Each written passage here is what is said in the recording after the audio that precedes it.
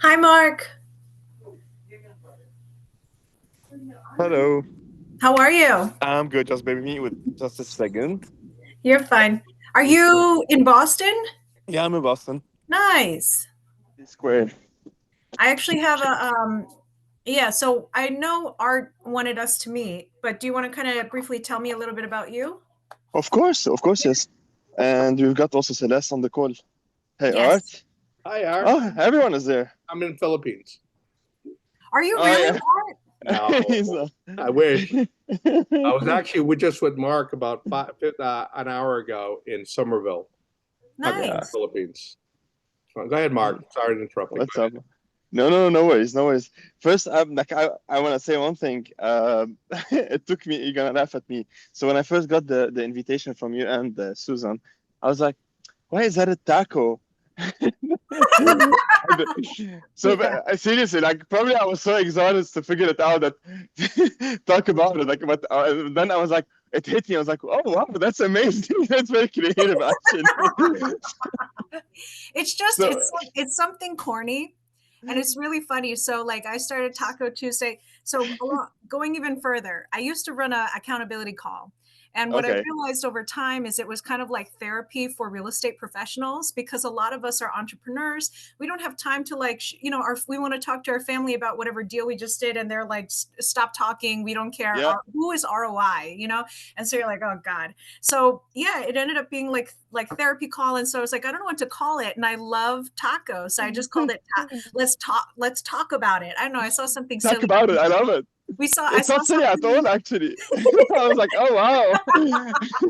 So if you see it on my Instagram, every week what I do to like put up the bat signal to remind everybody that we're doing this is I always Google an image of like tacos. I always put some sort of Spanish music behind it, and I call it Taco Tuesday, weekly accountability call for real estate professionals. And my tagline is like, "This ain't your daddy's real estate," or "Hold yourself to a higher standard." But I Wow. mean, and I think about it from time to time where I'm just like, oh God, people are so tired of me, but it makes me laugh. So that's why I Yeah, exactly. Like it made me laugh as well. So so well done. So I love well it. done. I love it. So tell me a Well little done. bit. Let me tell me a little bit about you. I'm guessing you saw, from what I remember, I think you saw the recording that we had. Oh Yep. yeah. It was really great. I really enjoyed the discussion you guys had. Celeste also did ask the right questions, and so just a little bit about myself. Well, I'm Lebanese. Yep.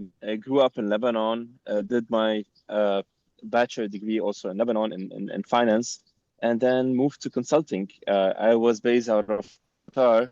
I started my career with Ernst and Young as part of the advisory services. So I was purely a management consultant. Uh, it was one of the first, let's say, management consulting offices back in the region. That was in 2009. Did 4 years with them, traveled across the GCC countries, Dubai, Oman, Kuwait, Saudi, worked on multiple industries as well. Obviously, the focus then shifted to the real estate last year of my consulting work with EY. This is where I was mostly assigned with real estate or construction related clients and companies. Um, one of those clients did recruit me to be on their executive team. That was back in 2014 or late 2013, and the company name is called CDC. CDC is one of the largest construction and development company based in Qatar, serving the Middle East as a whole. We were the develop. I don't know if you're quite familiar with the market over there, but one of the most prestigious landmarks in Qatar is the Pearl Island. It's a man-made island, obviously, and that was CTC's main development. Before I joined them, they started the development of that beautiful island. Honestly speaking, it's a mixed-use island. So this is where basically I made my mind. I was like, okay, fine, I'm happy to leave a multinational company and and move to a family office uh, with a turnover of $1+ billion a year. I was like, okay, that's great. getting involved in these mega projects in the GCC, that was even better for me. I was handling the full portfolio of the company from A to Z. So I was trying to optimize whatever they had already in the business and making money, while at the same time we had to shut down some and made some harsh decisions on shutting down certain businesses that were not as profitable as we wanted to be. And most of these businesses are across the value chain of the construction sector and the real estate sector. So you talk about 8,000 plus employees in total. So that was a really big setup, a great experience for me. Did a lot of projects internationally as well. We were just talking about it earlier on, Art and I, with a couple of other friends. So I had a big role in a major development project we had in Vietnam, north of Vietnam. It was an industrial zone development in Quang Ninh province. It was literally, I was on this project from zero. I built it up, the full model, and then when we got awarded the concession with the government of Vietnam for 50 years, I was appointed as the CFO of this venture, aside from what I was doing with the group itself. So that was really a very big experience, dealing with a lot of international stakeholders, international tenants, et cetera, et cetera. So cutting it short, 2022, my wife and I, we made the decision to make the move to Boston, and we made this move. And this is where I stayed with my previous employer, trying to set up something here in the US. Unfortunately, things didn't go as planned, and I had to leave the company and start my own consulting business. And currently, I run Operate. Operate is my management consulting firm that has served more than 20 clients across multiple industries, active in more than 5 countries, and trying to make it more active here in the US, to be honest with you, because most of my portfolio of clients are outside the US. So that's on the consulting side. Last year as well, R and I and a third partner, we decided to start Legacy Capital Group, a development company. But of course, the intention of this let's say setup is not just to limit our legacy to real estate. So and that's why it's a broader name when we talk about Capital Group, because we see also opportunities. We're entrepreneurs, the 3 of us, and we see opportunities in a lot of things, not necessarily in the real estate. But the main focus as a starting point being our sweet spot, I would say, we're starting with real estate development. We are trying to, I would say, grow organically and grow the ladder step by step, rather than just trying to act as a mega developer and then things don't go as planned. So we're trying to focus on small initiatives at the beginning, being the ADU as one of them, and then take that to the next level, a multifamily development, to a mixed-use development, to God knows where this could take us. So that's mainly where I am today and a bit of my background. I missed one part, which is also after I completed my bachelor degree in 2017 or 2018, I completed also my master's in business administration from ESCP Paris, and that's it. Okay. So just so you know, this call that I have is open to all of my real estate friends. So Art and I were on a call for real estate things. That's how he found me. And I said, come to the 8 o'clock call. I know you have a daughter that you got to put to sleep in like about 12 minutes. So I have friends that will join us. It's recorded, but for you and I, That's fine. Because Art, Marc, and I wanted to get a chance to meet each other, we can have this time to talk about whatever we want to talk about. Don't feel self-conscious at all. It's recorded. It's for us. I'll add you to the Facebook group that I have. But essentially, I gave you a quick little story about me, which was I used to run a real estate group, just the New England version up here. We grew from like 5 members all the way up to about 600 members. Once we started getting diluted, I realized I couldn't be the leader that I wanted to be. At least what I was in the beginning, because we were just too big. And so I ended up chopping it up and putting a leadership team into place. And then I transferred full ownership over to everybody else.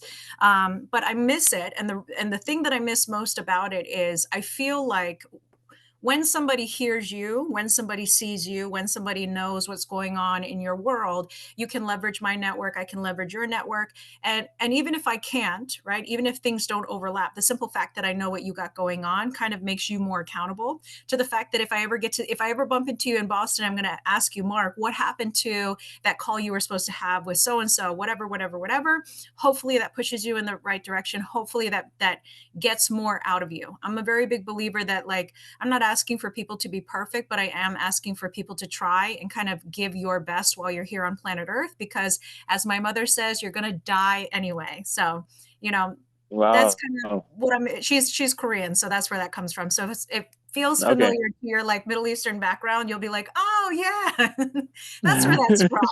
That familial abuse. Yeah. So the group that I have, we trade resources. Usually I like to collect things because I forget. I'm good at organizing things, so I'll put it together. So when it comes to lenders, attorneys, title companies, Gregg, who's on this call, is actually located in Texas. He's one of my best like private investigators. So if you ever need to find somebody, he's the man to find. Gregg. He literally found, I'm not joking you. I gave him like zero clues. My next door neighbor is like an 80-year-old Armenian. He wanted to find his first girlfriend when he was 16 years old. And he had like her first name and like the high school her sister went to. Gregg found her.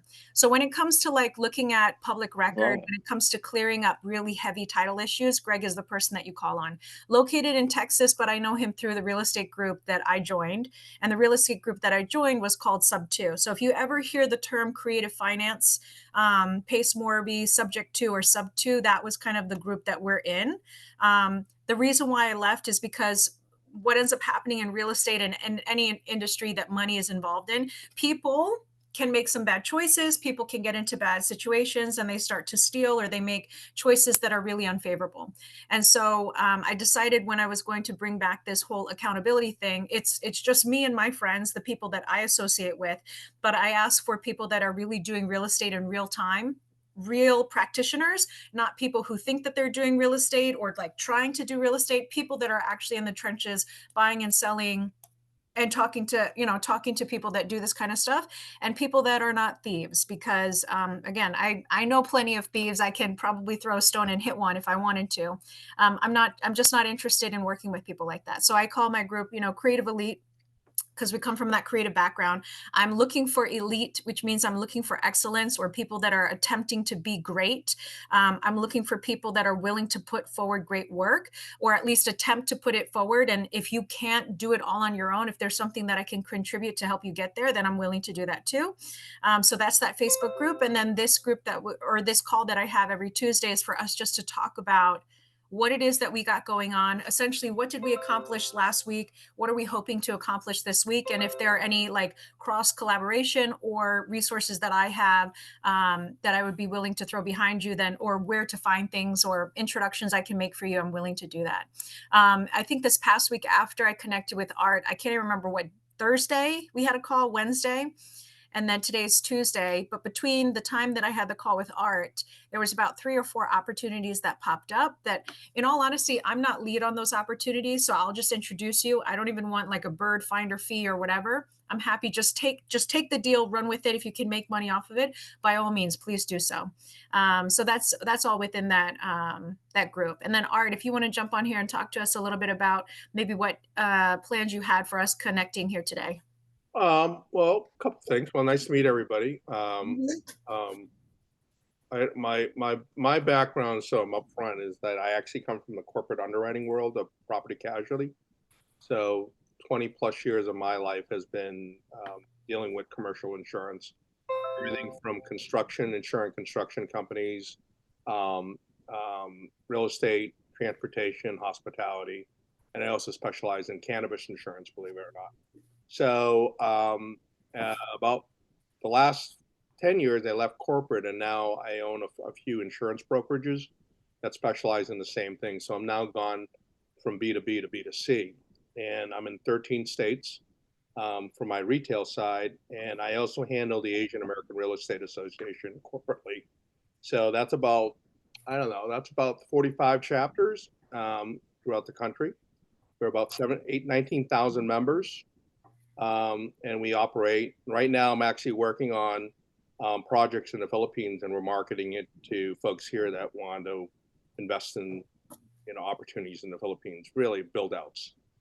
Vice versa, I'm also working on deployment of capital that are coming from overseas into different projects. So I play that role, I play the insurance role, and lately I'm working with Marc on development opportunities. So, ever since I left corporate, I've been kind of a serial entrepreneur, like probably many of you folks. And like anything else, I've become a subject matter expert. So anything that involves insurance, connecting, same thing like you, Suzanne, I'm a connector. So my 3 words is educate, connect, collaborate. And I think you take the same philosophy. So that's what I'm here to do today. And I can take another X hour, but I'm not going to do that today. I think we're here to listen and see what you guys are all about. Yeah. So again, it's a weekly call to figure out what did we do this past week? What are we hoping to do this next week? Anytime there are new people too, you get a chance to introduce yourselves, what you're working on. I have a directory also. So in the event that you're not able to join us for every single call, again, if I find out so if you tell me kind of like what your buy box is, I don't know if you're familiar with that term, but opportunities you would be interested. So for example, the reason why I thought of you when you talked about the reason why I thought of you when I saw the Maine deal pop up, give you more of a backstory. The friend who ended up stealing from me, his name is Zahidabit. He lives in Maine. I'm not the only one that got in trouble with him. Another lender who lent to him was in first position on a parcel that either had like 17 acres and like one single family property. And so what she ended up having to do is, because he never paid her, she ended up having to foreclose on that property, and she took that asset back. Thank God she had paperwork in place because she could do that. So now she's in full control of that property. And then when you and I had our call and you told me, in Maine, you can put 4 ADUs on 1 acre, then I'm like, oh, damn. And you talked about Portland and your son who owns a restaurant over there, and another project you were working on, maybe Kittery. So all these things are bouncing around. And that's why I thought of you when I saw the Maine deal, because does she actually really want to take that property down? The answer is not really. She just wanted to be a lender on the property, and now suddenly finds herself owning this piece of land in I don't want to say middle of nowhere, Maine, but like, that's what I call Maine. I call Maine the tundra. I really don't care about it. Don't mind me. I just call it big ice with like 3 penguins on it. But anyway, if you're interested in that, she's there. I'll tag you in it. Her name is Heidi. She's actually excited about the opportunity because she stood to make X amount of money as a lender. And now that she fully owns that parcel and she has the ability to develop it even more, she had dreams to do that once upon a time. So being a lender was the first level. Now, serendipitously, spontaneously, she owns this property. I talked to her about you. She's also interested in connecting with you. So her name is Heidi. Yeah, go ahead and connecting. Yep, Obviously, I have a lot of questions. Maine's a big state. It's not as big as Texas, but it's pretty damn big. Yeah. Okay, but so when you say Maine, my property's is just right over the border of Portsmouth. So you're going to go over the bridge. My town where I am is the first stop over the bridge. Okay. And then, as you can imagine, Maine goes all the way to the border of Canada. Right. And I know that's even more tundra-ish out there. This one is in a place called like Rocky Dundee. It's not, I don't even know. Where's Portsmouth? Oh, you're close to me. Actually, you're pretty close to Portsmouth if you're Merrimack. Yes, I am. About 45 minutes. South of Maine. Right. It's Portsmouth is one of the only cities that has a coast for New Hampshire. So between like Newburyport and southern Maine is Portsmouth. It's like it's a city that before you go over the bridge to Maine. Yeah. On the coastline. You're probably like 35-ish, 40 minutes away, maybe depending traffic. Right. Something like that. Marc, are you familiar with Rocky Dundee? That sounds which Marc? I'm not. Marc with a K. Sorry, Marc with a K. Me also no. Rocky Dundee, is that a town? Are you sure? Is that fake? Yeah, it doesn't sound familiar. No, it's real. I saw the foreclosure paperwork on it. Okay. It's about an hour. So it's an hour from Merrimack. It is next to, I don't even know if you know these places. I know Maine pretty well, but I never heard of that place you're recommending. Give me some. It's in the middle of nowhere. What are some? No. What's Listen. I what's know the middle of closest? nowhere. What's the closest town name near it that you can see? Buxton. Oh yeah, Buxton. Buxton. Okay, that's near Lake. That's near Sebago. That's actually not a bad area. Art, how are you familiar with the tundra? Like, why do you know these places in Maine? I lived there for 10 years before I moved back. Oh, I lived in New York. okay. Yeah, and I handled the state of Maine for a Hanover insurance account. So Beautiful. I knew all the agents in Maine. But Maine is a very thin. There's only a million people in Maine, just so you know, and more than half of it's in the Greater Portland, Southern Maine area. So when you Okay. say tundra, yeah, you're talking about Presque Isle and all those Augusta. You're talking about small populations. So but the beauty of Maine is you got the coast, you got the mountains, so you can pretty much it's called vacation land. So if you're an outdoor person, you can pretty much do anything in Maine, from skiing to surfing. Believe it or not, people surf in Maine.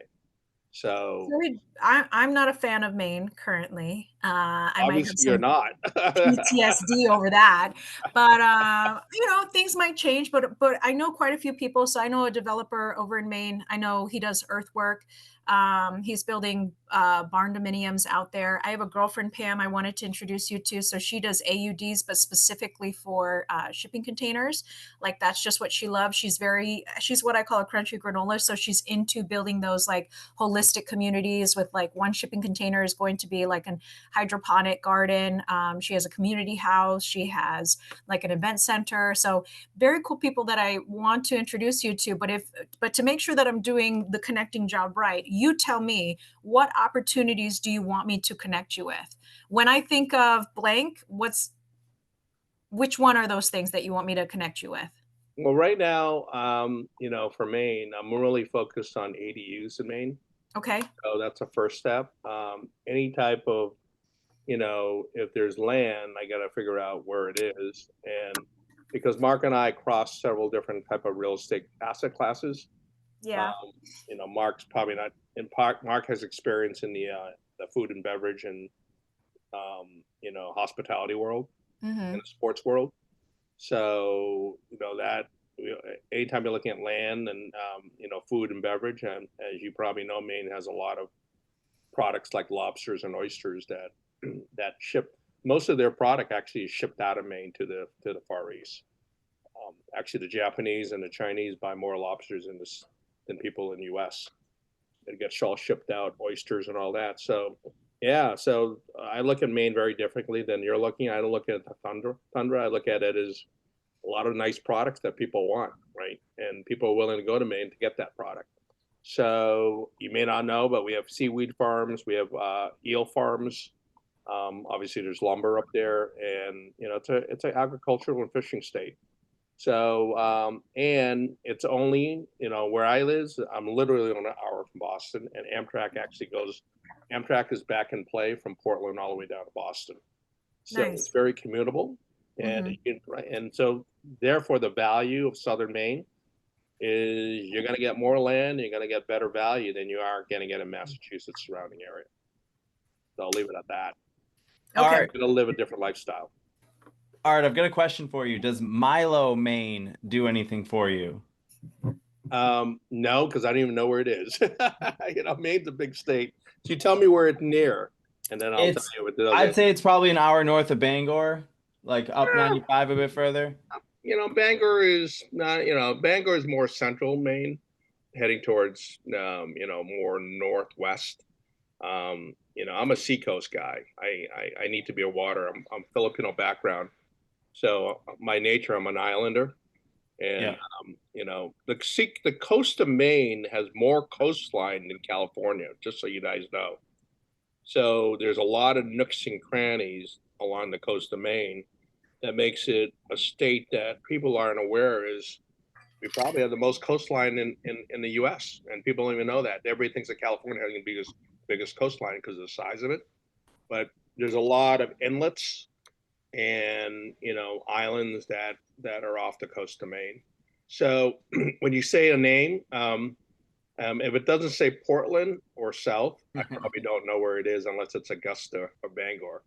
But but I think that's kind of where my role is now, is because I'm moving there. I see the value of people that are, I mean, let me put it this way, like Andover. I don't know, Suzanne, because you're an Andover girl, right? When you look at the stats I just read, and when they leave Andover, guess what the #1 city that people from Andover move to? Portland. Portland, Maine. Gross.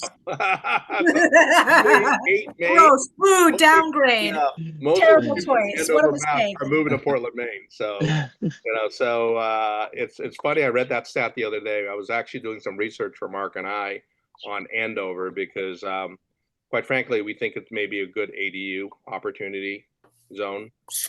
So if you agree with that, then I think we start there, Suzanne, with you. All right, so ADUs, but you do not do the basement or the attic. You want to be We're doing detached ADUs. detached only.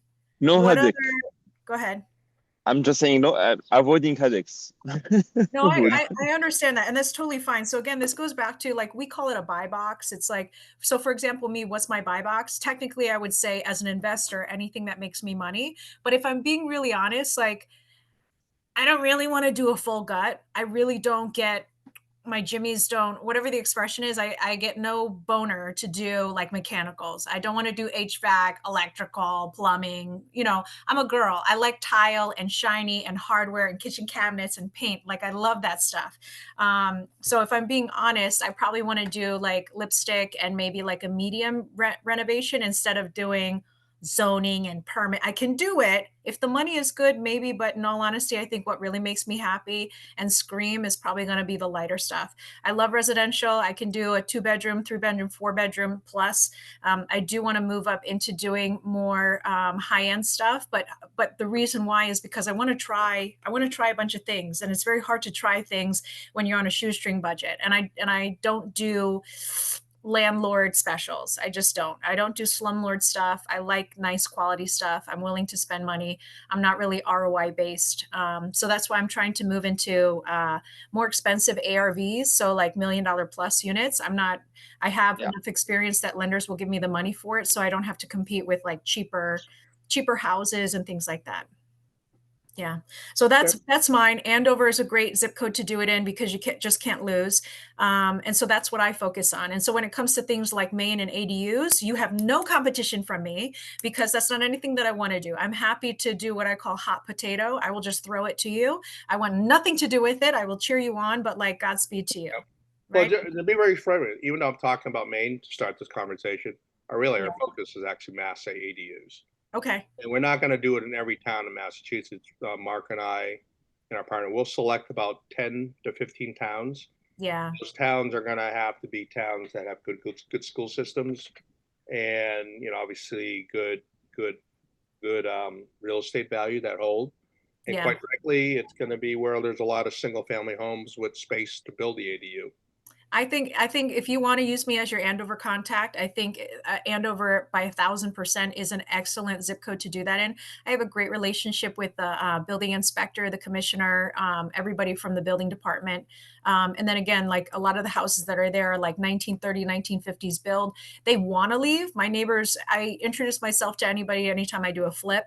And everybody has always told me they've been there for like 30, 40, 50 years and they want to go, but there's no place to go. And so again, I was talking to Art on that one call and saying, most people have their personal home, which is actually a liability and not an asset. And so for them to move themselves into a detached unit on the same property, and then for them to off shoulder, what am I trying to say? Off whatever. What am I saying? To take them off, like to get shit off your plate. Yeah. Nobody, all of you. I know what you're saying. Offload? Are you saying offload? Offload. That's definitely offloading. Offload. Good. Why am I thinking off shoulder? That's not it. But like get shit off your shoulders. I don't know. Anyway, immigrant parents, what are you gonna do? But what's the word I'm using? Offload. Yeah. To offload a large, property that like is good for raising kids and not for people that are, in their golden years. So I think Andover is an excellent town. If you think of any other towns, I like the surrounding towns. Then you can get into the pricier zip code like Wellesley and Weston if you want to. That's not my territory whatsoever. But anything it'd be hard to do ADUs in Weston, quite frankly. Okay. But there is Westford. These are good school towns. Some of the towns in that 495 belt are actually pretty good towns that have now become highly sought out towns for especially young millennials that are trying to get out of the city into the suburbs. Yeah. Having kids for the first time. So they'll be looking at those towns that are safe and have great school systems. And I've always bought real estate where the public school systems are good. I bought a Just yeah, sorry, Art. So just to add to what Art is saying, so obviously when we're selecting these towns, the schooling system is one of the criteria, but not the only criteria that you're relying on.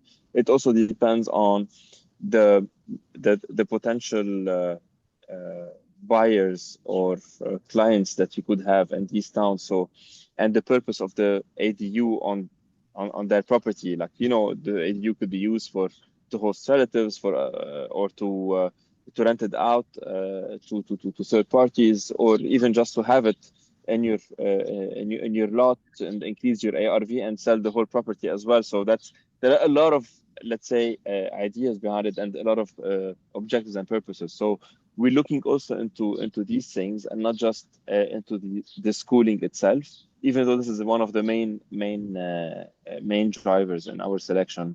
So West Massachusetts is we've picked already a couple of towns in West Mass. North Massachusetts as well. We've got a couple of I would say 5, if I'm not mistaken. I would say a bit less in the South Shore are right. We've got Milton in the South Shore and 2 more, if I'm not mistaken. So that's how we're focusing. So we're not doing Boston. We're leaving it out of the list simply because we don't see the space to have a detached ADU. So that's, if you want, briefly how we're focusing. So just want when you said West, is it Western Massachusetts? 'Cause No. that's my area. Metro West, Framingham. Yeah. Okay, so Middlesex then. Northborough.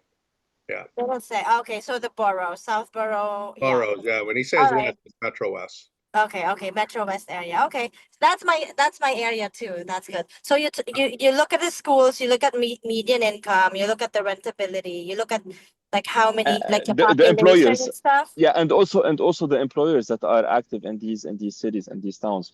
So if you've got a big, let's say, Mass General hospital in that town, for example, and we know that they're going through the expansion and they will need to have additional accommodations for nurses, for residents, etc. So this is also one of the things we look at. Okay, I want to give you another scenario. I have like problem lands, right? So I mentioned to you the one that we have in Grammy, but this one is in Metro West in Marlborough. Okay. 5,000 is where the house is, and we have another 15. We have another 10 that's vacant, and the town said I can't build on it because I just can't build on it. What did I say again?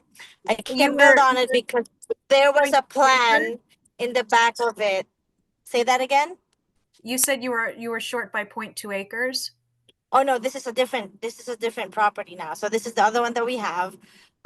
We have a 10,000 square feet in the back that they said we can't build. The only thing we can build there are movable stuff. Like a garage or whatever, but it cannot be a dwelling. And so Yeah.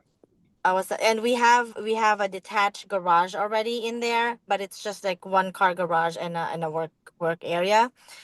And obviously I want to maximize that. So let's say I say, hey Art, this is what we have. Are you gonna work through the permitting and everything? Because like Suzanne, I don't like pretty things. I like talking to people, but are you guys willing to help with that zoning and talking to the building department and the city about that, or it's something that we have to do? You just do the construction. No, we do that as well. We do that as well. It's gonna be so. What we're trying to provide any client is a turnkey solution from A to Z, including financing, including design, engineering. We've got already our own prototypes in place. Very, I would say, well done.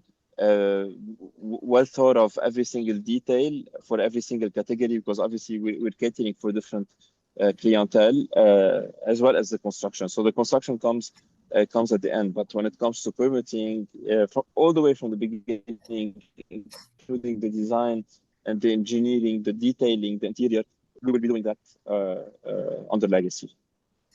Yeah. For example, we've got actually he's a realtor, but he has 10 single family rentals.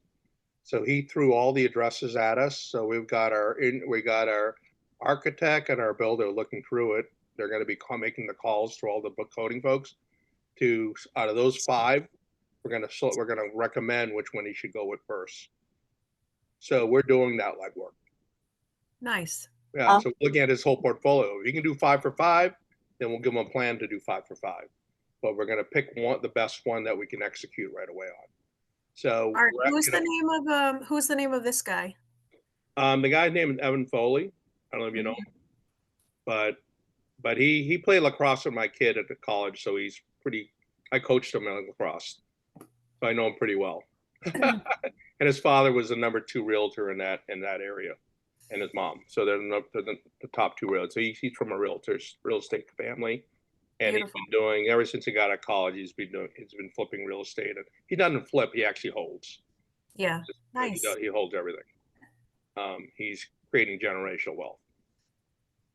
So, and because of that, he just said, I like what you guys are doing. What's that? So anyway, yeah. So, most of the people that we're going to be dealing initially, we kind of know already. A lot of them are feeders, and it's kind of like, they already understand the numbers, and we're not going to have to convince them to they're just saying, here's my portfolio. Tell me which one will work, and help me with the financing, and tell me what and I can tell you, he'll help with comps, tell what the rental comps are. So it's a collaborative process. It's not like us telling him what to do. He gives us the information, we give it back, and then we kind of work through, as Marc would say, solution driven. Mm-hmm. And that's how we're going to go about doing it, because quite frankly, we don't need 100 people coming at us. We really only need 10 to 15 to get the ball rolling. Yeah. And each one of these 10, 15 people are probably going to have 5 to 10 things in their portfolio already. Once we get that done, then I'm sure those same people will go to clients that they already sold single family homes to. And they now get to kind of rinse and repeat it with their clients. But a lot of them are going to go first. They're going to be realtors that are investors too. Got it. Art, so we reach out to you for properties in Massachusetts that would be good ADU candidates or people that are ready to go. Do you want anybody to reach out to you for commercial insurance or anything else? The insurance is definitely, if you're dealing, I'm not a personal lines type of guy. It's got to be more, builder's risk issues, or, multifamily. They bought it, they renovated, now they're renting it. And Yeah. now my team will, I have the advantage of having all the markets. So I also own a wholesale unit, so we have access to the underwriting modules. So we can probably turn down things pretty quickly. So to us, it's about speed and relationships.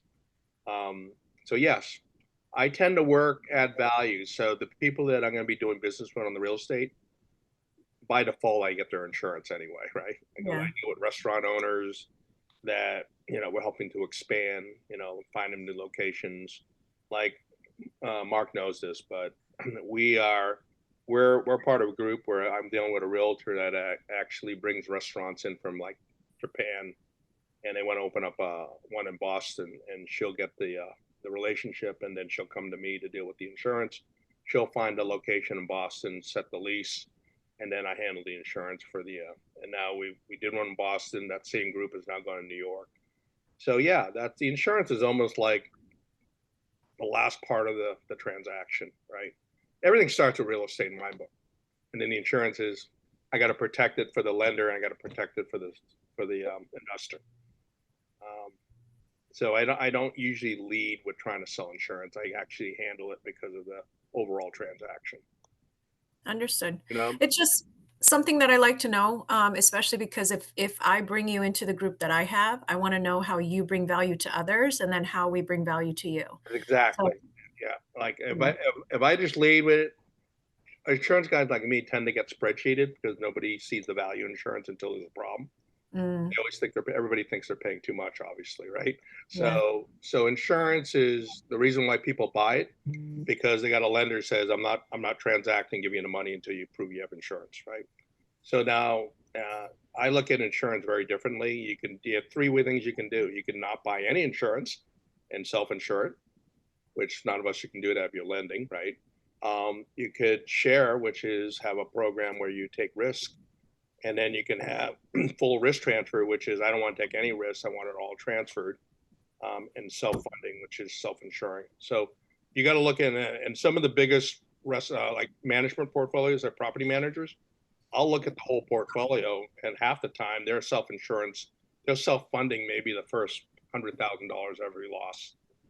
Now that's a big property manager, right? So, but most small investors are trying to risk transfer as much as possible, and they want the lowest price, obviously. So, part of what I try to do is not sell insurance, but teach them how to buy it. I guess that's Yeah. the way I put it.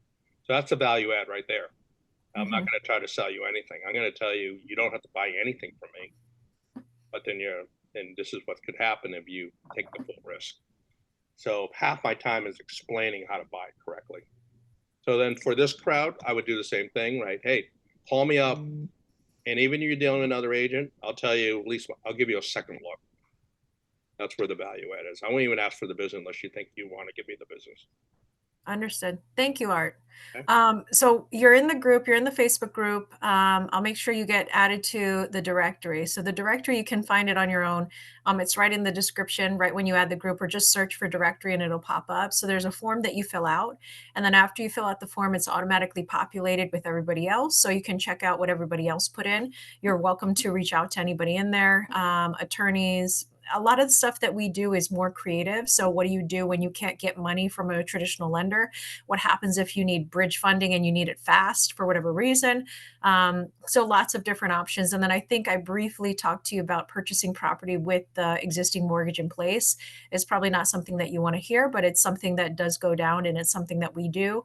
We'll do mirror wraps sort of deal, seller finance, that kind of stuff too. But we do everything. Essentially, as investors, we should be touching things that make a return for us, make a return where we want to be making a return for the effort that we put in. But there are also stuff outside of that box that, is more interesting. And so people will take that on. But yeah, so we do it all. That's the group. You're welcome to join it. I have, if there are opportunities, I'll send them your way. I think there were 3 that came up that I wanted you to take a look at. No pressure to buy anything. It's just us trading deals, us trying to figure out who's the best buyer for it and to put it on your plate if there's something you can do with it. Yeah. Great. Oh, Marc, love it. is there anything else you want to say?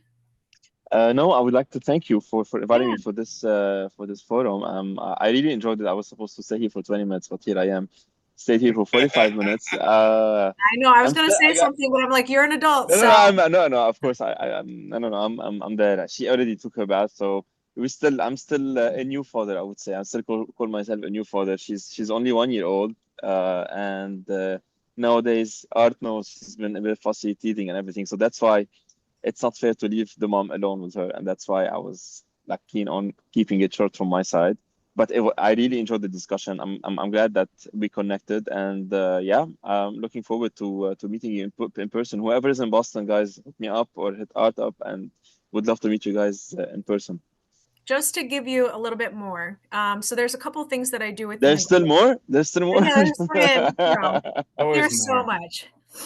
So again, like I think about this all the time because I have friends and I'm like, why is nobody doing this? Why is nobody doing that? We have a calendar as well. So one of my goals this year is to get out and meet more people, because for the longest time I was very incestuous and I only cared about my real estate group. I used to call everybody outside of him like randos and like whatever. And I was like, I just care about my people and taking care of my people. Anyway, I realized obviously the world is so much bigger and I need to make more friends. So I actually have a little bit of a social calendar. There's a hike that I try to do like every other month, if not every single month. There's like a dinner that we want to go to. Again, I just want to do real estate with friends that I care about. People that do good work and are good friends to each other are the people that I want to meet. So there's a calendar as well. There are events in Boston. Marc Gullifer, who's also on the call, he sent me over a couple people. He's actually very well connected. So he used to work for an acquisitions company called White Acres for about 5 years. He's very good when it comes to acquisitions. He stepped out on his own and he owns his own company now, which is Local Home Offers. He's from the beginning of this year till now, I think he's closed like 5 deals now, if not 5 deals is wrapping soon, and then he has more in the pipeline. But he's very well connected when it comes to like knowing other people, because at one point in his job, they were forcing him to hold a meetup in the North Shore. So he was doing it by himself. And so I think after about like a year and a half, when you're doing it by yourself, you kind of run out of steam when you have no support. So he is actually pretty well connected, and he also has a lot of suggestions. So you'll see things get added to the calendar. If there's anything in Boston that you think is worthwhile attending, please send it my way, because at the end of the day, we're all friends. We're all in Boston, and it's a really small world when you're doing real estate out here.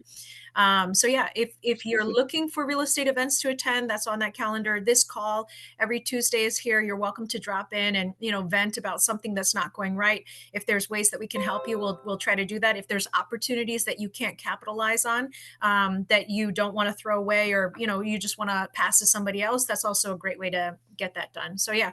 Love it. I love it. Real estate with friends, that's it. But good friends. Yeah. If you're not a good Absolutely. friend, I'm gonna burn you. You don't even want to know.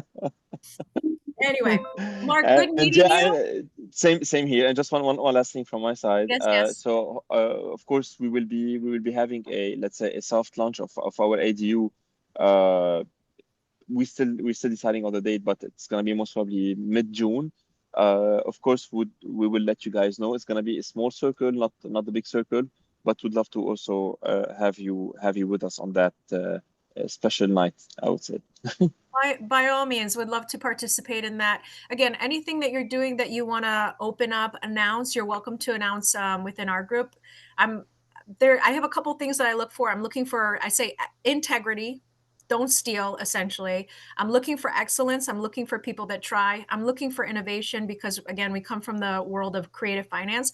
And the last thing I'm looking for is I'm looking for generous people. I'm a generous person myself. I've been around plenty of people that are takers. And you don't get to where you are today without someone having been generous to you. So please be generous to others is what I ask for.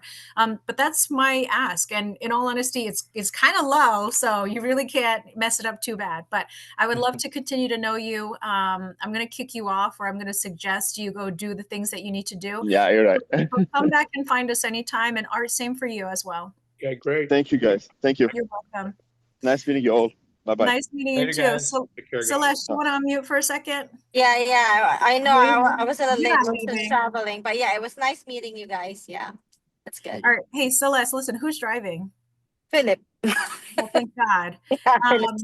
Asian woman driving at night on Zoom. Sounds like me. The driver, if I, now it's taken us 4.5 hours. If I drove, we would have been home. But where are you going? We went to Philadelphia. What's in Philadelphia? Doron Levy's ribbon cutting. It's part of the Paces, in the sub-2 group. And we're friends with him too, and we just want to support him. He is opening up like a Doron, DORON LEVI. I posted a few stuff. He's doing a community, converting the 7-acre, converting it to gated community and all that. So I just want to come in. Number one, you're a very good friend. Number two, where the hell are your kids except like watching out for each other? They're watching movies, aren't they, at home? They're just like having a party without the two of you. Yeah. So they cook their own dinner. My kids are very self-sufficient. More than the adults that I know. Yeah, so they cook their own food. They know I have a 15-year-old now, so I can leave them at home. So they came home at 3, and so they're only on their own for a few hours. We're almost home anyway. So yeah. Good, good, Yeah. good. Celeste, somebody was asking, it's actually Jonathan Stratton. He was asking about help. What do you call the group that you are on the board of? Family Promise. I actually sent a message. I think he responded back to me. So Family Promise helps in a lot, not just finding housing and like stipends for housing, but also education and really focus on what it is that they need. Like if they have, whatever it is they need, and they can help as long as it's women with children, and it's a family, right? So Yeah. a child, and yeah. So I think, yeah, I just have to maybe talk to them a little bit and see what it is that they need, and so I can direct it to the right person. Do me a favor next time. Do not direct message them. I want you to put everything on the chat because as time goes on, it's kind of like Discord back in the day. Like whatever you're talking about, talk about it publicly because there are more people that want to know things. And if you're having all these secret conversations by yourself, then nobody knows to find you. Or if I tag you and I say Celeste knows a couple things and then you never say anything, I just look like a crackhead, making up lies. So don't make me look. Oh Don't no, make me you look. he made I made then he commented on that. So Okay, yeah, good. and I said just send me a text message. But yeah, because I But need to talk to the family. all the details you wrote about like it's family promise, I'm on the board. Not ideally, but like our directive is maybe to help women with children because that's our primary goal, blah blah blah. Like anything that you can give them is a better way for you not to have to repeat yourself like 20,000 times, and to kind of like help people see what you can do and also start the conversation that way. She heard nothing that I said because she's in a car traveling 65 miles an hour. So just saying yes. I'm gonna just put it out there, and so more people know about it too. Yeah. All right. Celeste, anything you got going on that you want to tell us or you want to go drive?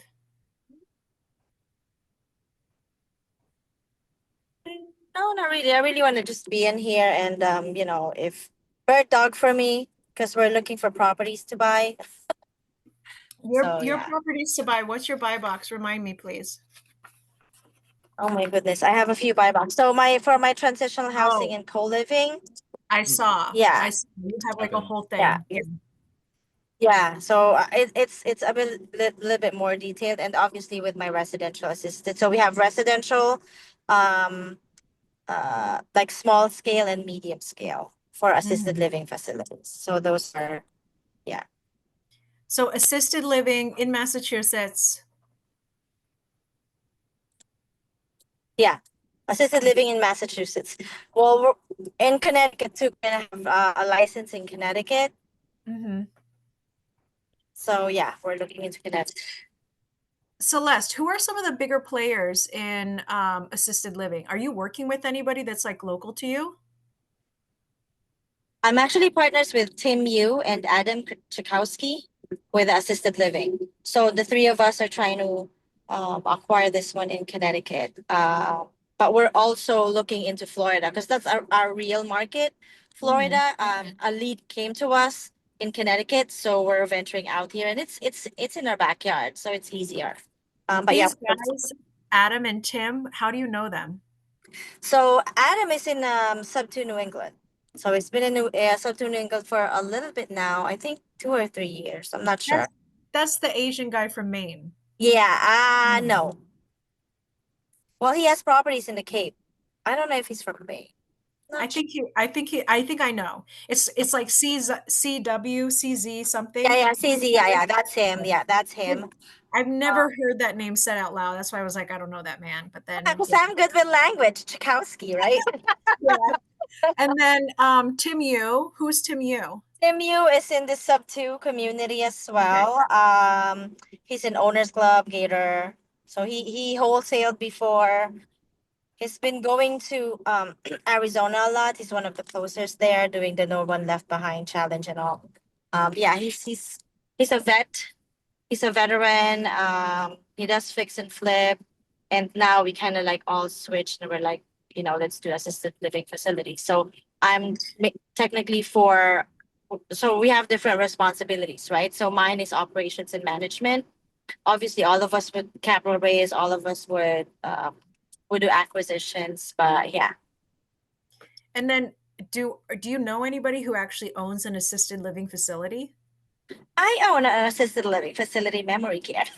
Like one of my property. I don't own the operations, but I just provide them the property. And I kind of talk to the operator how they manage it and stuff. So I do and the transitional housing, the nonprofit that I'm partnered with, they have a few assisted living facilities. Not So all memory care, but a few of assisted living facilities. the nonprofit that you partnered with, what's the name of that?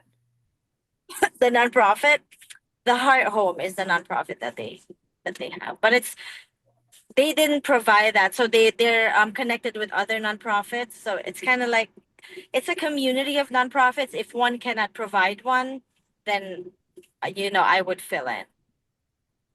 So it's a few different. With Family Promise, they're kind of like wanting to do. I mentioned to them what we do with the other nonprofits, so this is what they want to do, and they also want to acquire properties, and they couldn't because they don't know create. So when I mentioned to them, by the way, this is how we purchase property. So they're like, okay, I like your idea. Come sit in our board. I was like, okay. And so, yeah. Good. Awesome. All right, Celeste, I'm going to pause with you because I want to get to Gage. What's up, Gage? What's up? I was just playing the game with my brother, and he asked me if I wanted to join it and whatnot because I'm trying to get into similar stuff of what my brother's doing. Like, every time I'll go to his house and stuff like that, we'll go like driving for dollars and stuff like that, and it's something that's interested me and stuff like that. I love to talk. Like, I get in trouble for talking at school so much. I just like meeting new people, and so I feel like it's a really good field to get into and stuff like that. And on the side, I'll do HVAC work with my dad, and you go to all these different houses, you meet different people, you talk to them, which is really fun because I like learning new stuff about other people. I always like to learn, and it's just something it just interests me. Like, I just like, I don't know, it just seems cool, something cool to do. You know what? I've always said if I had a Southern accent, if I had an accent, period, I would fucking kill it on these phones. You know what I mean? If you've ever heard this guy, RJ Bates, I love him, where he's like, oh, I'm gonna buy that house from you. And that's it. And they're like, okay. And they send them the contract. And I'm just like, God damn it. Because my voice is like, hey, it's Suzanne. And then nobody wants to fuck with me. But if I had a Southern accent, the things that I could do on the phone, my God, it would be game over. If I had a mustache and a Southern accent, game over. But Gage, so apart from the bird dog stuff, do you use the apps like Driving for Dollars or Deal Machine? My brother's taught me very well. He's taught me quite a lot. Like, he's taught me how, once like you find the house, you find the address. He taught me how to skip trace to the person and find the obituaries and stuff like that, and the related like families and stuff like that, and how to just like track them down and whatnot. So I know like the very like basics. I don't know too much, but I know the basics because I've been in school a lot. But now since it's summer and I have a lot more free time, I can like go to my brother's house a lot more, and he can teach me a lot more. So yeah, I know the basics about like how to skip trace and whatnot. Are you the brother that I sent the TV screen to? No. That's another brother? You got another brother? Technically, yes, because you send it to my older brother's house, and my little brother lives with my older brother. This is a thing that I love. So I just tell you, for those that don't know Gregg, which is pretty much just Marc and Celeste, this man is so good at like finding anybody. He found his own goddamn family tree. So Marc, if you really want to know where you came from, just talk to Gregg. Gregg is going to uncover all these family members that you didn't even know you had. I don't even know what this man's like family tree looks like. I should get an updated Christmas card every year just letting me know who's new to the family that I need to meet. But anyway, so how many brothers are you at right now? Technically, I have 3 brothers and 2 sisters, but we don't know one of my brothers. 3 brothers and 2 sisters. So one's on the call, one's your older brother, and then that's it? I have another brother, but we've never met him. Yeah, Okay. I'm just thinking right now, Gregg, I'm never going to marry into your family because it's just too much. It's constantly evolving. It's constantly growing. I'm sorry. When you said you found your family members, like you didn't know them before? Like through ancestry.com and stuff like that? This man can find anybody, and he found his own family he didn't even know existed. You feel me? Do you understand? Do you understand this man? The only person I'm having issues with is my little brother. Can't find him. Which one? Your older brother? There's an older brother. We have an older brother. The oldest is my brother Taylor, but we have Gage has another older brother, but he's my younger brother. I've reached out. I found his biological mom, and she's been working with me trying to find him. But she had a bunch of information, but they lost it, I think, in Hurricane Katrina or something like that. Where do you think he lives now? I heard he lives in California, and he goes to the University of Southern California, and his first name is Jackson, and he's 25, and his birthday is like December 20th, 2000, but I can't find anything with that shit. Yes, you can. It's only a matter of time. Yeah, but my dad had 3 baby mamas, and I only got 2, and I'm trying to catch up. You know what I mean? Can't let the old man beat me. It's the family tree that like never stops. I bet ancestry.com, I'm not gonna lie, but if I worked for that company, I'd be like, this guy erased. He's ruining all my trees. I can't, how do you even make it? That's like 5-dimensional at that point. Wait. 5-dimensional is not even a thing yet. He might be connecting all the trees. You don't know. You might not be ruining, you might be connecting. Listen, one day he had extra time. He started sending me pictures of like my grandma, my great-great-grandfather coming across. I'm not even joking you. My great-grandfather coming across the boat. I had to send it to my dad and be like, have you seen this before? And he's like, no, who's sending you that? He's like, I don't even know, but it's incredible. So he's wonderful. He actually just did like a $20,000 assignment, not assignment fee, but like consultant fee. No, that was the title work that you did. Right? It is the title work. Yeah, I'm doing one for Tim Smith. Is that his name? Who? Tim Smith. Yes. Yeah, that was $2,000 for that, but I think he's sending me to North Carolina so I can go try to track down everybody, but I haven't put together a package to send them yet. But yeah, the other one what you're talking about with the legal work, that's all complete and done. We're ready to close. They just emailed us. So not only does he track down people, but he can track down people that like the affidavit of heirs in Texas, when you need everybody to sign off to release a property. What do you think he's doing? He's doing all of that. Like, so fabulous stuff. I don't even know.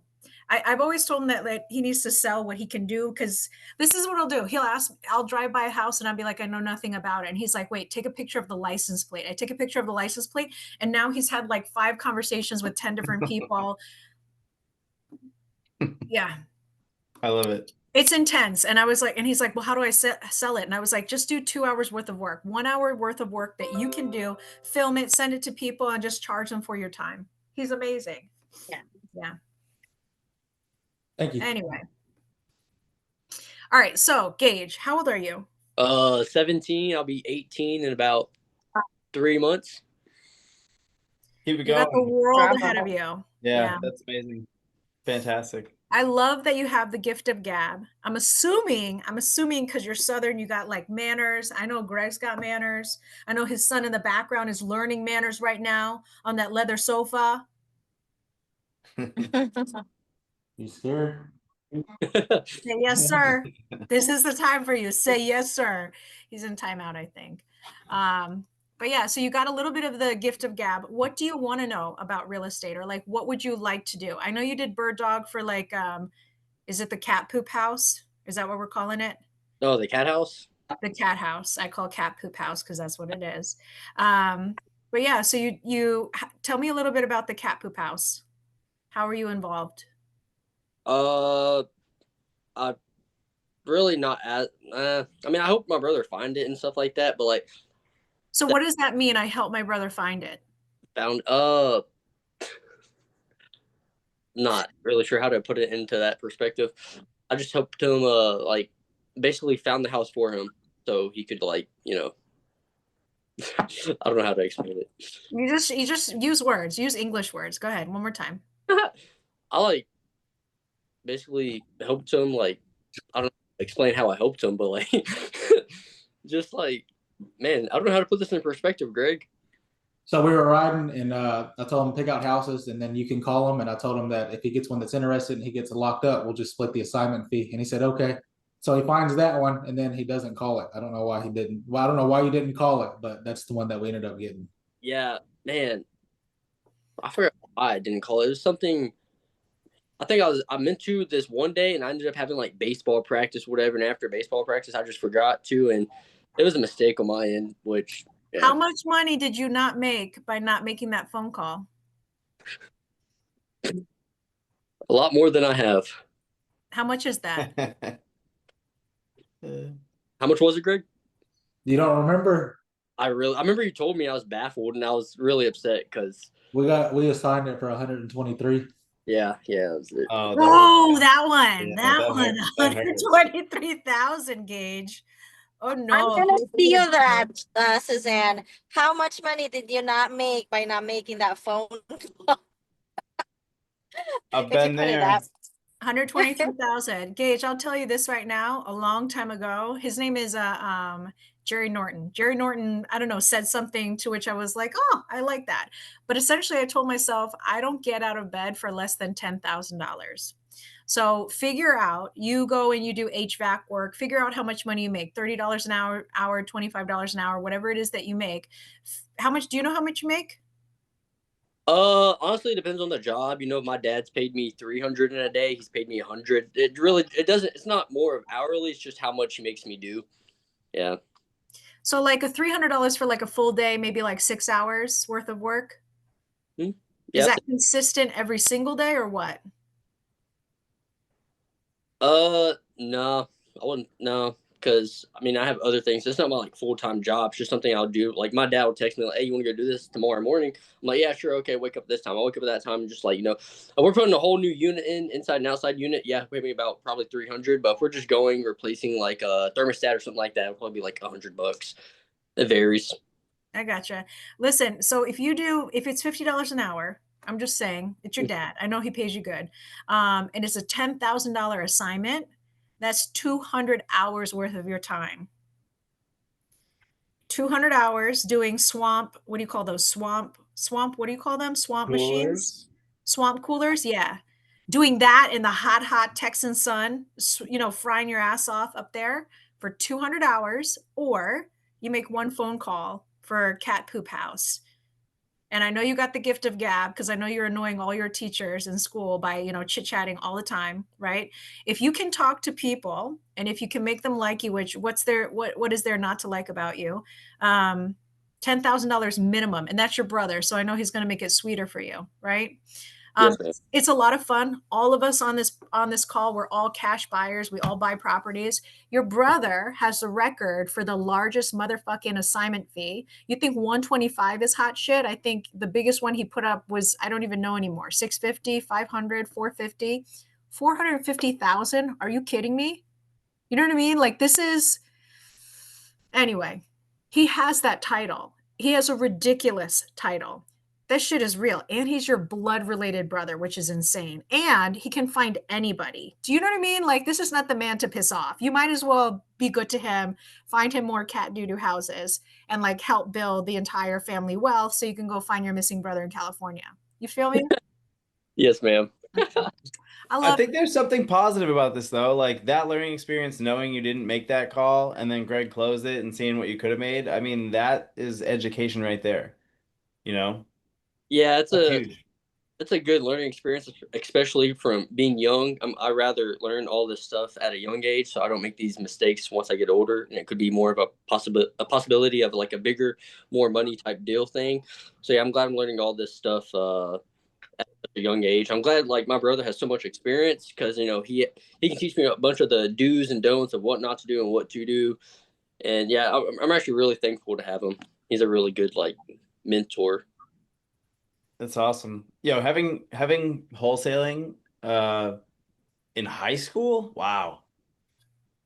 Game changer. That's amazing. That's awesome. Good for you. Keep it up. Thank you. Yes, sir.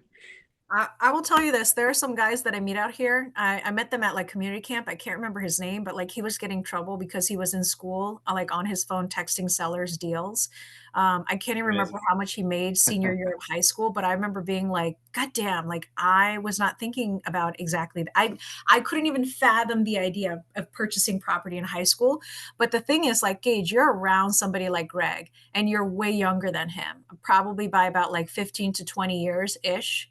You know what I mean? Like you can cause some damage in that time. You can also mess up. You could actually probably throw everything away and still be able to catch up to him. So you're really in a great spot. The only question you need to ask yourself is, what do you want? Yeah, my main goal is to be more successful than my brother. Like Which one? Great. Gregg, be more successful than my brother Gregg. And it's funny that you mentioned the kid getting in trouble for on his phone looking at houses and stuff like that. I've gotten in trouble a few times in school and like math and history and stuff like that for being on a Google Earth on my computer, and I'll get in trouble. My teacher like yells at me, whatever, tells me to get off, do my work, or whatever. But yeah, I've looked for a couple houses on Google Earth, and yeah.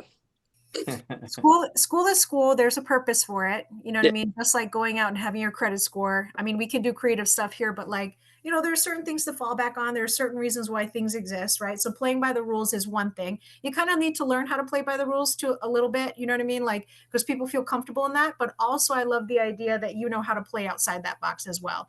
And now that it's summertime, you get to do all the fun things. So if I was to ask you this, what do you want? What's the first thing that pops up in your head, apart from, you know, kicking your brother's ass financially and in success? What are the other, and they can be as shallow as like, I want a four-wheeler, or I want a aluminum boat, I want a jet ski, I want a jet ski. You know what I mean? What do you want? I want to, by the time I graduate or probably after, just move out the house as soon as I can and just like live by myself, get my own house and whatnot. That's probably my like main focus goal, whatever, because I can worry about all the other stuff, you know, like four-wheelers and stuff like that, and all this other cool stuff, dirt bike, after I have my own place and stuff like that, and where to put it and all that. How much money would you need to move out? Ooh, in today's economy, You man, gotta work hard. yeah. How much would it take? Ooh, at least 150 or something. If I just want to buy my own house, 150. If I want to build like a barnuminial, probably about 150. Which 150. I will tell you this, you probably don't even need that much. You have a couple options. Number one, we do creative finance. Nobody needs all that cash. Nobody's doing cash like that, right? You need at least a minimum to put down to be able to purchase it. I mean, but then again, you're also young, right? I don't think you have like a working record for somebody to be able to lend you money. So don't worry about that shit now. But I would tell you, like, the first step is, even if you wanted to get an apartment and like improve your living situation or just get out of the living situation you have now. I don't know how much an apartment is out there, but I would budget for about 1,500 to about 2,000 a month. So 1,500 for like a one bedroom place in Texas. I don't even know how much prices are, but 15 bedroom for one bedroom sounds like enough. Plus utilities, I would put you at about like the $2,000 a month mark. And that's pretty budget friendly, right? We're not buying you a pimp studio with like golden faucets yet. So 2,000 a month. How much is that the entire year? 2,000 times 12 months is 24. 24. 24,000. So at a minimum, if you were just to secure 24,000, 24,000 could essentially look like 1 year's worth of rent, utilities included, for a one bedroom apartment. So 24,000. If you think about it, like the last deal that your brother did, $123,000, and getting a portion of that, you could have easily had what you wanted already. Oh yeah, for sure. It right? just sucks to even think about it. But isn't that awesome? Like, that's how close you are to getting what you want. You ask for the things that you want, or you define what you want. And very quickly, as long as you figure out like, okay, how much money does that actually take? 24,000. Where can I get 24,000 from? Working with Gregg and doing these like, cat doo-doo houses. 123,000 is how much money that he made on one deal, right? And even if he just gave you 24,000 to move out, that boy gets to hang on to $99,000. $99,000. You know how many toys you could buy for $99,000? A lot. Toys, insurance, storage, the whole 9 yards, all the upgrades, all the doohickeys, registration. Anyway, life can be really fun, Gage. Some things to also consider. So Marc on the call does a wholesaler 101 group. Mhm. Marc, do you want to tell them about your group? Yeah, it's a small group. It's growing. It's mainly people in New England. But I do a call every Wednesday, and from 6 to 8 Eastern Standard Time, we go through and go over just like we'll make calls. We'll go over talking to sellers or negotiating. We could role play. I personally don't like role play. I'd rather do the real thing. I don't know. We just go through and like ask questions, answer questions, and I try to help people who are just getting started. I've provided like lists in there that people can like call through and stuff. And I don't know, just trying to help people get started and like work leads. Huh.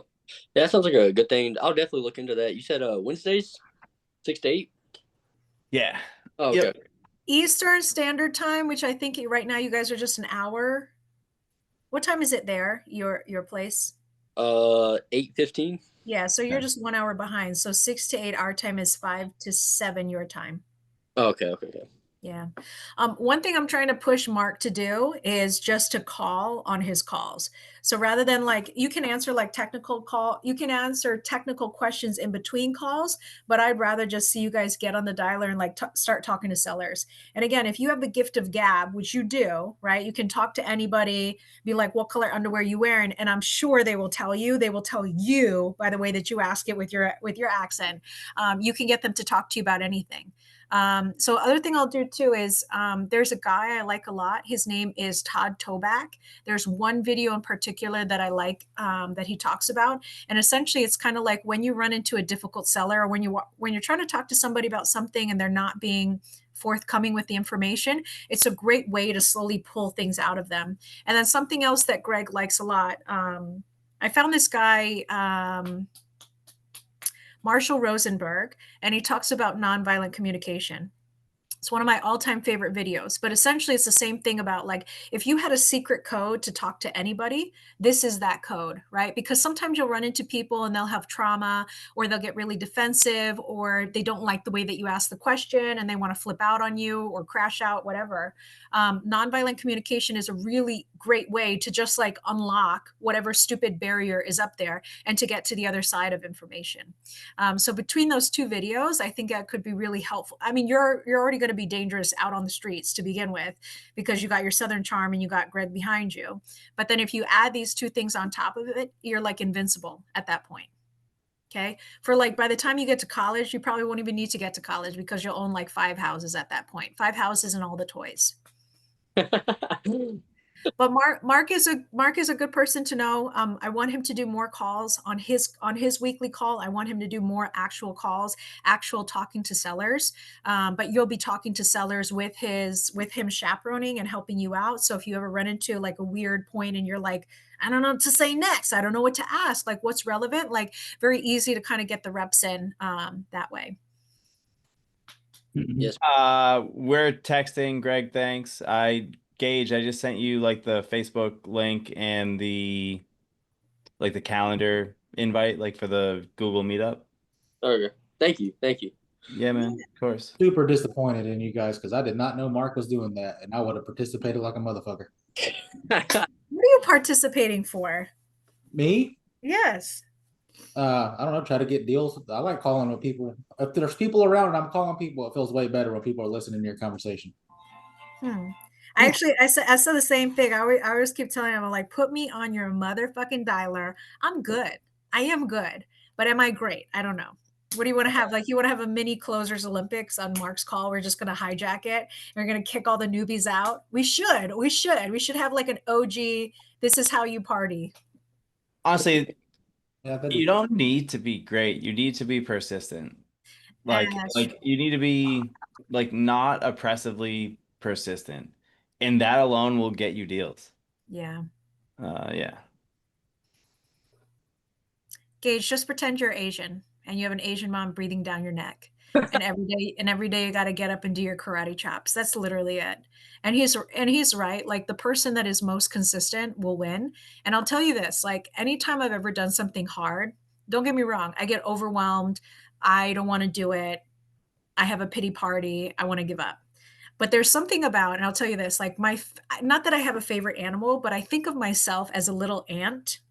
A-N-T, like the insect, because I can tell you there are things that I have done that I can see physically where I started versus where I ended up. I know that by not stopping, I know by that continuing to do something, by the end, I get there. So that expression, like a journey of 1,000, whatever, a journey starts, whatever the expression is, have you heard it? A journey of 1,000 steps, because a journey of a mile begins with 1,000 steps. What am I saying? Help me out. I know what you mean. I know what you mean. What is this expression? The journey starts with 1,000 steps. The Anyway, journey of 1,000 miles begins with a single step. that one. Thank you. There we go. That. There And it is. even if you have a pity party, even if you want to take a break. But I think like the disease almost of being an entrepreneur is not being able to sit on your ass for too long. Like we like getting back up on the horse, no matter how many times we get thrown off. Even if we're like, I'm going to kill that horse and eat the meat. At some point, we're like, okay, I'll get back on. Anyway, consistency. He's right. It's true. All right. So everybody rendezvous tomorrow on Marc's call. See you tomorrow, Mark. We love you. Yeah. See you. Hell The yeah, the list better be an Andover list. That's all I'm telling you. Andover, he pulled a Oh, list for Andover. Go I ahead. did pull that. I gotta go get that geared up. I still got your driving for dollars list, Skip Trace and REI Sift, Suzanne. Just so you know, send that to Mark. I update that list every time I drive. I add things to it all the time. Yeah, I should. You want a deal machine login? No. It's so No. easy. What do you like? You pull it over the side of the road and like writing it down with your little hand scribbled writing, and it might not even be the right address. No, I so I just put it in Google Maps. Shut up. Literally, I can give you a deal machine login, and you could be on the He phone with them puts in it on an 5 Excel seconds. spreadsheet. No, you It could can just be have on the an number. Excel spreadsheet. But this is, you know what? Whatever. Listen, I told you last time we went out, I don't know where we were, the taco tour in Manchester. yeah. Listen, next time I will drive. It's safer this way. Listen, I really should not be driving the way that I drive currently. So it would just be safer with friends. And I told you on a rainy day, I will take you out and I'll tell you every house that I want and you can call them. That works. Okay. And we'll map out all of Andover at that point. But right now I do Google Maps, because I talk to my phone all the time and I'll be like, Google, show me 1, 2, 3, blah blah blah blah blah, and then it brings it up and I just put saved as distress. That's it. It's one button. I feel like Deal Machine or whatever the one you use, it uses GPS, right? Yeah. That drains the battery faster. Who cares? I got a charger. I'm plugged in. Deal machine, is that the one with prop stream where when you drive you just turn it on and it just gets the address anywhere you drive? Because that's the one I use. It can get anywhere you drive, but you gotta click on the parcel. So like it'll follow you while you drive, and then you like basically look and it's like, oh, it's the house on the right before Nichols Street, or it's one, if you can catch the number, it's 187. So Yeah. then you reload the numbers and you're like, oh, 187, and you click it.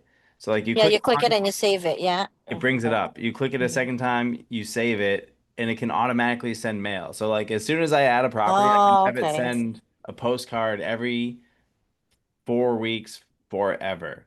And Are then you really sending postcards, or you not to keep everybody, like That's select expensive, isn't it? properties, 62 cents a postcard. Like it's worth it for Okay. good properties. What's And your then turnover in that? with a What do you second, spend? Yeah. I mean, I have like 50 properties on there. So I'm not doing anything at volume because I've been primarily cold calling, now pay per lead. I want to start adding some postcards in there. But yeah, it's only 62 cents a postcard per month. And then also like with a second click, you can get their phone number and their email, and you can like be on the phone with them. It's very convenient. But Did anybody follow up with you after your Manchester dials? no. Maybe you should postcard them.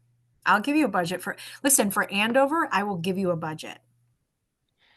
Yeah, I mean, I don't need a budget from you, but I would need to change my messaging to Andover, I think. Unless they're like super distressed, but maybe it's something a little more upscale, or like Oh. not as like cash offer 24 hours, like You're like, hi, nice shithole. Would you like to let your shithole go for the Listen, low price of $1? There's a girl who will buy it. I know it's Andover and you know what you got, but like, what are we doing? Yeah. Whenever we do it, we put them through a dialer, and the cold caller calls them 6 times. So first attempt, first skip trace, second skip trace, first 3 attempts, sorry, 3 attempts, first skip trace, 3 attempts, second skip trace. If we can't get a contact, meaning none of the numbers work, then we send them direct mail. This is one of them right here. And then whenever the direct mail comes back, this is a return to sender. Yeah. Right. See what look at the bread and butter there, deceased. Yep. So I just got to reach out to the owner of this property, and the house has obviously just been sitting there. I can't get a hold of nobody. But the letter that I send, it's printed, right? But it looks like it's handwritten, right? Nice. Yeah. So I don't overcomplicate it. It works out pretty well. I mean, it's not What company is your letter writer? Gregg and Kinley. It's not our letter. We put it through a printer. It's just handwriting, yeah. Yeah. We take So a blank you're stuffing those all yourself? Yeah. Well, Yeah. not me myself, but yes. We don't use a company. One more time, because I'm slow. What did you just say? You hand wrote it? Absolutely not. You take a blank sheet of paper, a white one, and then you handwrite it, and then you use this. This is the print paper right here. You use this as printing paper. So it'll print on this, so it looks handwritten. So he writes it once, he scans it in, and then he just prints it. It's a generic message? Yeah, it says, hey there, my name is Kinley. I drove by the house here and it caught my eye. Figured I would reach out and see if you were interested in maybe selling. You never know unless you ask. I'm local here myself.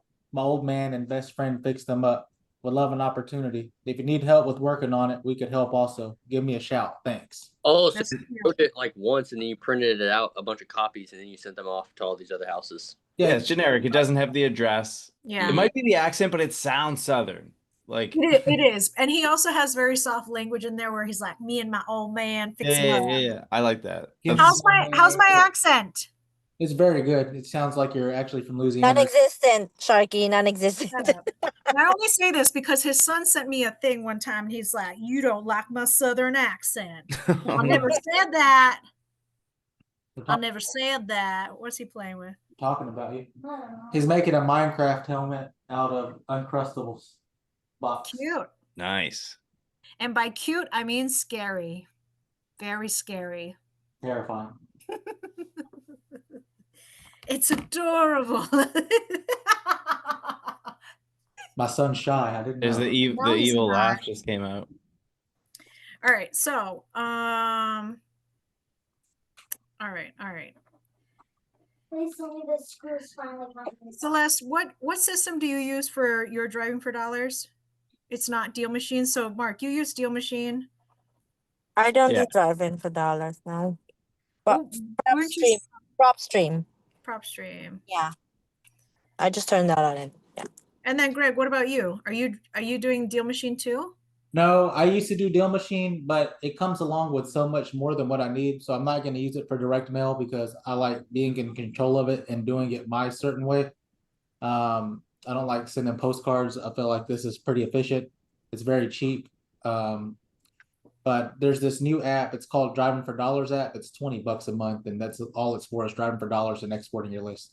You can buy higher tiers, but it gives you can get data out of it, and then you can get skip traces out of it as well. But really, I don't trust the skip tracing providers either because it's like they purchase data, and then the person who purchases that data sells that data to recoup some costs, and then they sell it. So sometimes it's just old, out-of-date data, and I trust the service provider that I use right now. So I think it's Matthew Heckler. I think it's his company, which is smartskip.io. They have very good comprehensive data.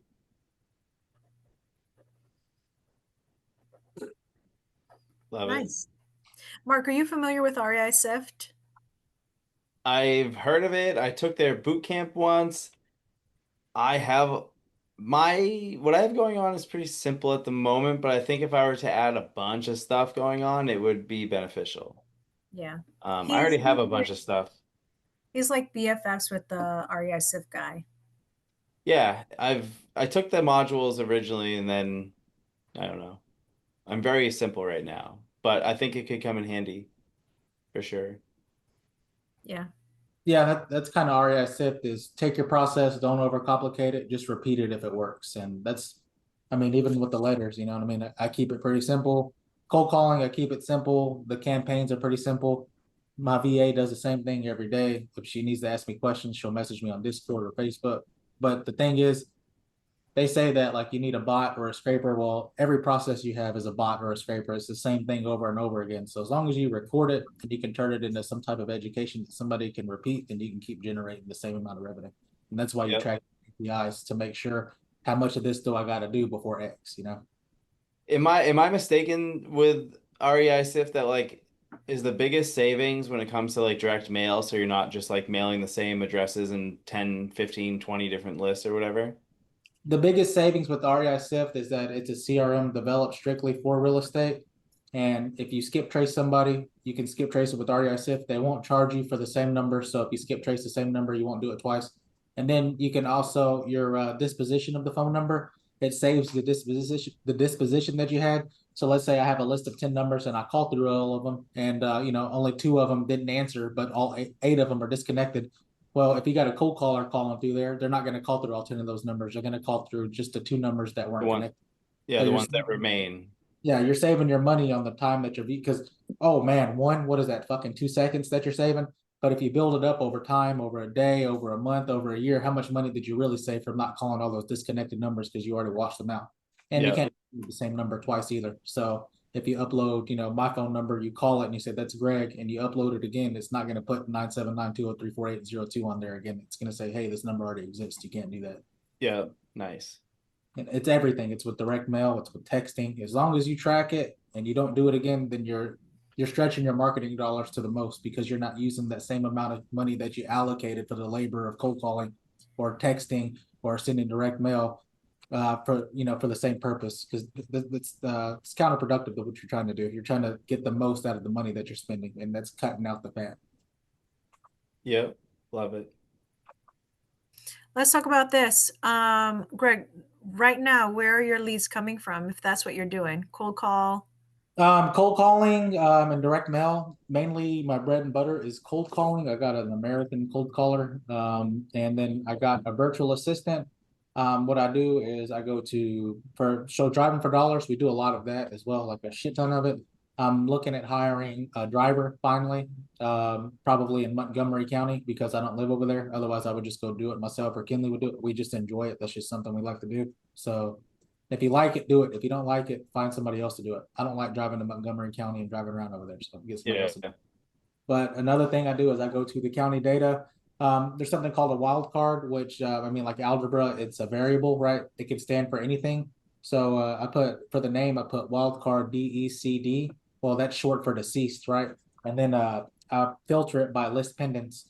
So I find all the list pendants on a property, which just means the suit was filed on the property and the owner's named as deceased. And I go inside that record. There's a grantor and a grantee. The grantees now own the property. The grantor owned the property prior. So I fill out in my CRM their first name, their last name. Then I put the grantor grantee in the notes, and then I skip trace all the grantees and I put them inside of the skip tracing column, and then I tag it with the name of the person I'm looking for. I also take the court documents, I upload them to the property card, and I also upload a picture of the property as well. That way, when my cold caller gets it, they can kind of look and say, "Oh shit, this is what's going on." I try to get my virtual assistant to find an obituary as well. That way, it kind of before somebody cold calls it, my cold caller's laced up and already kind of got an idea of what's going on. But it's mainly from that list pendants list, which it should be available anywhere as long as you know how to look. So if you guys want to try hitting the list pendants, that's pretty dope. It's dead people and they couldn't afford probate, so they did affidavits of heirship. Is what I'm looking for. Affidavits of heirship, list pendants. There's a suit filed on the property. They couldn't afford probate, so they did an affidavit of heirship. So if they can't afford an affidavit of heirship, that means that they're probably not very financially stable. If somebody's financially stable, is not financially stable, and they own a property, they're probably going to want to fucking sell it. And that's what kind of gets me there. So the list pendants, that doesn't have necessarily anything to do with foreclosure. It's a list pendant specifically for the affidavit of heirship for like basically probates. Probates only, or is it probate / also pre-foreclosure? A list pendants just means, hey, there's a lawsuit going on with this property. Don't fucking do anything with it. You can't sell it. Got it. Yeah, because in Mass, like if I was to search the Registry of Deeds to pull like a pre-foreclosure list, I would be pulling like list pendants. Yeah, Basically, that's like one of the first steps that a bank would do, yeah. right? Pre-foreclosure it's a list pendants because they're taking legal action against the property. But if there's a tax suit, then they're going to foreclose on it due to taxes. That's a list pendants as well. If So yours is specifically based on the decedent. You're specifically looking for the probate properties, not necessarily like pre-foreclosure. It could be so if there's a list pendants and they're going through pre-foreclosure and the owner's deceased, of course I want to talk to somebody as well. Somebody's course. dead, they can't make the payments. Yeah. My Airbnb, that is a sub two. And the owner, I think the owner died, and we got a hold of the mom out there in Oregon, I think. So yeah, list pendants is a good fucking list to call if you know what you're looking for in it. And like you want to call through something like that, Mark, I'm more than happy to show you and help you. Even with Gage, over there in Burleson and Washington County, I haven't showed him that yet, but he's supposed to come stay with me during the summer, so hopefully I can show him. Nice. Yeah, I need to get my VA to start pulling the list pendants list here in like Mass and maybe New Hampshire. I gotta make a Loom video on how how she can do it. But The biggest issue with pulling that list is they're usually in PDF form, so you have to aggregate the data individually by each form. But I did a Python scraper to scrape the PDFs and then put them in a folder. It puts them in a folder, and then the folder puts them through an OCR, which is just like it recognizes the text inside of the image, and then it puts them into a spreadsheet. take my money. How much do you want to build me a scraper for probate lists in Massachusetts? Because I would literally I've been going back and forth for like a couple months. Well, mainly it's me because I've been dragging my feet and not wanting to pay these guys to like because they haven't been able to answer me. But if you want to build me something, I will pay you. And I can I'm give you pretty the confident I website. can build you something. Yeah, I'd be happy to do that. In Mass, we're lucky. Well, so like probate would you would need to like basically rip data off PDFs for the probates. But for list pendants, it can just be it's not PDFs. It is PDFs, but you can get the information that's needed as far as like the property address, the homeowner name and stuff without having to go into dive into the PDF. The PDF one takes a little bit longer because you have to tweak the OCR to change the. It's like it edits the image and it makes like blacks darker and it makes the white whiter and it clears it up just so it recognizes the text in the image. And it's Yeah. not never perfect, but it does get the job done. But for probate, if that's not in PDF form, I think that's what you said, then it should be pretty easy to aggregate it, honestly. Yeah, I mean I have a couple different that we could. And then honestly the mass courts records that I would scrape, like I am only scraping probate, but I can get tired landlord eviction list from there. I can get divorced, obviously, stuff like that, right? So I just don't know enough about it. I look at that as like I would like one program that I don't have to like constantly pay for like monthly upkeep, and I have zero clue how any of this works.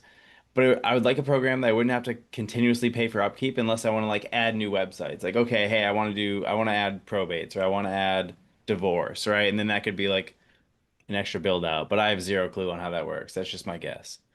I like to start with the foundation, start on one, and then go to the next. So perfect. I always say, man, we need to perfect one thing. After we perfect this one thing, we can move on to the next one. And then I 100%. got Kinley, my visionary business partner, who's fucking throwing shit at everything. And it's like, nah, dude, we gotta chill. We gotta do this one. And it's the same thing with any system. You want to pull all the data in one county. How do you, pace Morby? How do you eat an elephant one bite at a time? Pick one list that's your bread and butter, work on that one, figure out how to perfect that, then move on to the next list, man, because you're gonna get fucking lost dealing with all that shit, especially if it's Yep. different. One's PDF, one's text, one of them's fucking a rich text file, whatever it is. Yeah, I mean, at the end of the day, since I've hired my VA, I only pay her $3.50 an hour, but I think I've paid her about 8 grand since hiring her. She got me a ton of leads, and that's great. But if I could spend a couple grand on a scraper, that's gonna do it automatically. Now, the other thing is like this website though is like it's a mass court website. They're like, yo, you're not supposed to scrape this. And I'm like, okay, uh, got it. So that's There's a way to do it. Um, you gotta. It's a cookie. It's a cookie that you install. It's a cookie that you install on your browser, and then the cookie makes it look like you're a human that's logging in, and that's how you bypass that. I just can't remember exactly what it's called. Yeah, but I mean, I was more on the legal side of things rather than the logistics side of things. It can be done. I know it can be done. I'm just trying to think like, do I want to do that, you know? The But legal side of things. well, it's like a Mass He's State very square, website. this one. It's a Mass State website that they're like, yo, you're not supposed to scrape it. So if they do find out I'm scraping it, like, I'd rather not deal with that shit. Ask for forgiveness, not for permission. Fair. Good point. Or I could just keep my little Filipino lady busy. Yeah, you like spending go if you like spending money, go ahead, bro. I don't love it. I Anyways, I'm look gonna at it. text you right now with some stuff. If you want to chat about it, whatever, let me know. Yeah, yeah, we'll talk about it, bro. I'm sure I could figure something out. I'll send you my ChatGPT generated Upwork job hire post. Can't wait to see it. I'm excited. Oh, it sounds way smarter than I am, but I feel like classic. 100% of the people I talk to. Yep. Greg, what'd you do this week? Well, it is Tuesday. Sunday, I went and picked up my children. Monday, I got here and I switched my office to this room because I like the window. It And looks good, by the way. oh, thank you. I appreciate that. What else did I do? I forgot. We didn't really do much. Uh, Nothing really. Just oh, I hired another VA, started training them, and put out a job posting for a driver in Houston. We got one. We're negotiating salary right now. He gets me for like 3 grand a month right now, but we'll see how that goes. I don't feel like that's fair.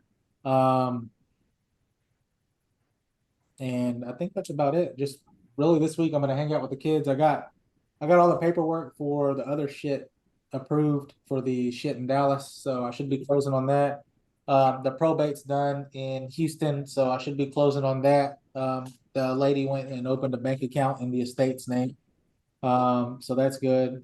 With the cat house, we're waiting on trust paperwork from the original attorney to the title company, and we got a buyer. Everything's ready to go, so we should be ready to close on that.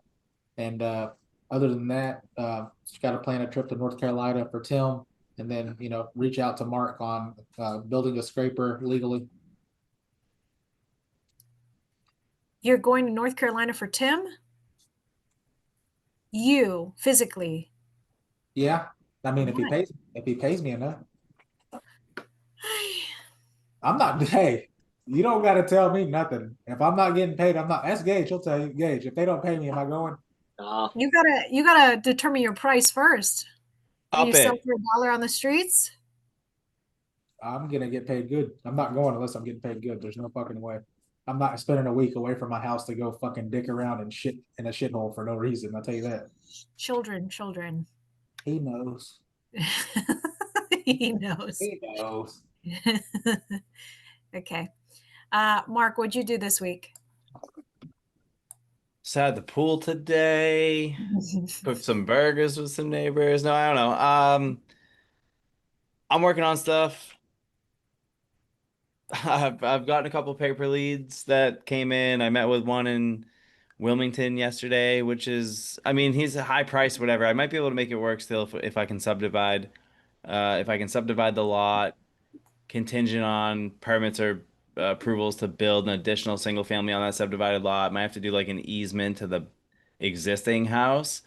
It might be best to renovate the existing house, or maybe it might even be best to tear down the existing house and subdivide into two lots and do two new construction. So either way, I think the pricing would be similar. Um, that guy is high on price though, but it was good. The appointment that I went on with Janine in Maine has kind of come back to us, and yeah, dude, like he signed it like 2 weeks ago. The buyer said they were gonna close in 2 weeks. They called him today. Closing's tomorrow. They're like, yeah, we need to decrease by like 30K to close this. So like he called her back and she was busy, so I got on the phone with him. Well, she got on the phone. We were tag teaming the situation, but so now he like I don't know. We might try to pivot and do something creative. Like we talked to him about it like on the appointment, and he might allow us to like take over the mortgage payments and pay him a little bit now, and then pay him the rest after we sell it or something like that. So we're kind of going down that path now. I see him probably just accepting another cash offer, But like we were very upfront with him, like, hey, this is how most people operate and most wholesalers. Like, if we're not the best fit, cool. Like, but like, let us be of value to you. Like, send us the contract so we can review it. And then now he's in this situation. So like, we were open with him on the appointment. We built trust by doing that, even though he signed with somebody else. But now this happens. Look, we're his first call. I'm sure he's calling everybody back. But so How that's much was good. the EMD? Do you know? Huh? How much was the EMD? Because they'll, at a minimum, they'll 500 lose you. bucks. Yeah, that's what I do too, though. So, like, I don't blame him. But yeah, it's kind of shitty to like, hey, closing's tomorrow and we can't close unless you decrease. I don't like that move. Have I Yeah. been there before? Yeah, I have, unfortunately. I don't love it at all. So my goal is not to do that ever for myself personally. But so that one might come back and I don't know, we're talking about maybe giving him 5 grand or something, take over the mortgage and then clean it out and then just list it. So we might look at this as like a subtail. Hmm. So doing that, that's good. I got the Swansea properties, that package deal of like 3 single families and a vacant lot of land assigned. So that'll be good. Yeah, splitting it 4 ways, whatever, it'll be fine. So I just actually signed the PNS today and sent it to the attorney. He asked me to do it because he's burnt out from this. He's been working on this file for like 2 years. So he just wants it done. He's like, send me a signed PNS and I'll get everybody to sign it. So I did that today. I'm working with Justin on the Farmington property to assign that to him. Closing technically was supposed to be today, and we have like an extension out to the seller, and he hasn't signed it yet. He'll come around, but we're gonna sign that to him for like 10 grand or something. He'll take it over and deal with that headache. I'm fine. I'm perfectly okay. I prefer that. So that's good.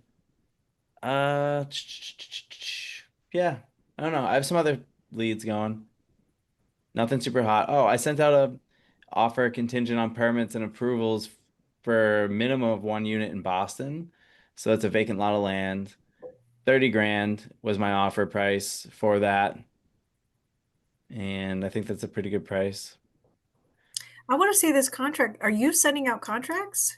What do you mean? So you send out, what contract are you sending out? Depends how I'm feeling. Depends on the seller. Depends on the situation. Um, What, like, where'd you get these contracts? They're your own or? well, I got one from when I was working at Whiteacre. I asked them when we split ways if I could use it, and they said yes. So it's basically just technically it's a 2-pager, but all the language is on one page. Second page is just signatures. And it's kind of like it functions as a quasi PNS if I need it to. Mhm. Massachusetts is offer first and then a PNS. Basically, if I don't have a PNS executed by a certain date, then it becomes the PNS and none is needed. So I can get to closing with just that if I need to. And so that's kind of what I start with first, unless I have an idea that I'm going to be assigning it very quickly, like say to like a dispo company, then I would go straight to PNS with whatever seller I work with, so that way I can assign my purchase and sale agreement and not have to worry about the buyer negotiating PNS with the seller and all that wacky stuff. And that is a 4-page purchase and sale I got from Devin. And I think it's pretty solid. To be honest, I think my 1-pager has more language and coverage in it than my 4-pager does. But here we are. It's more actual pages, so it's fancier. Okay. Yeah. Apart from where, do you know where Devin got his from? One of the attorneys he works with. Okay, so an attorney has touched it. That's all. Yeah, attorneys have touched both of them. And like, yeah.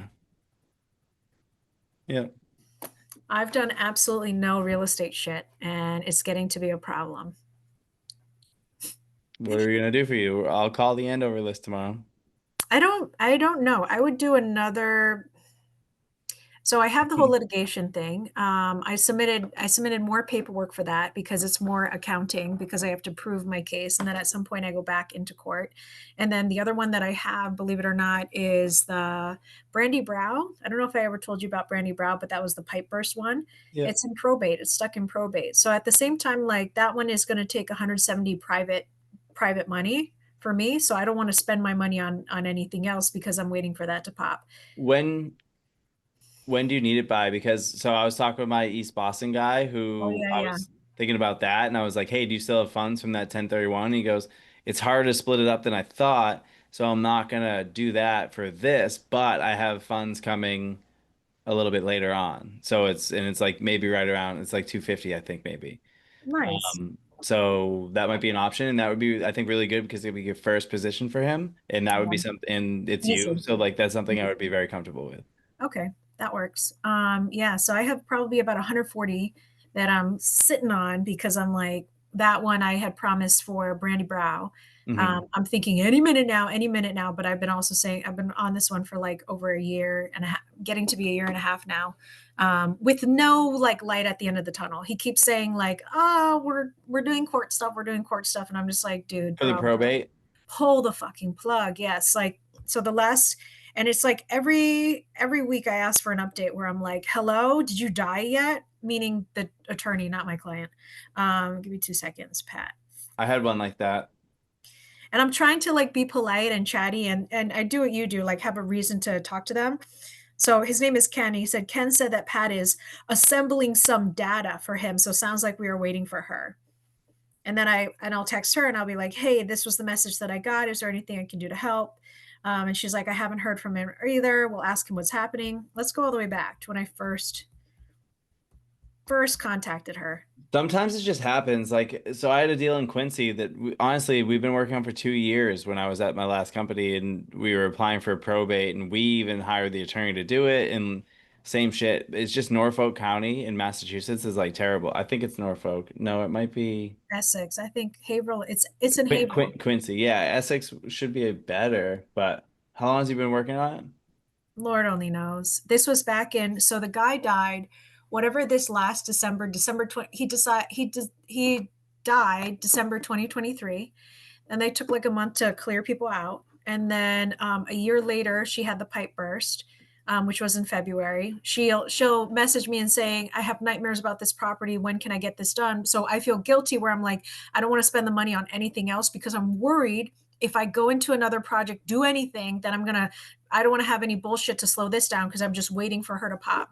And No, then just borrow it. Don't get stuck on using your own cash to dump it all into that, you know?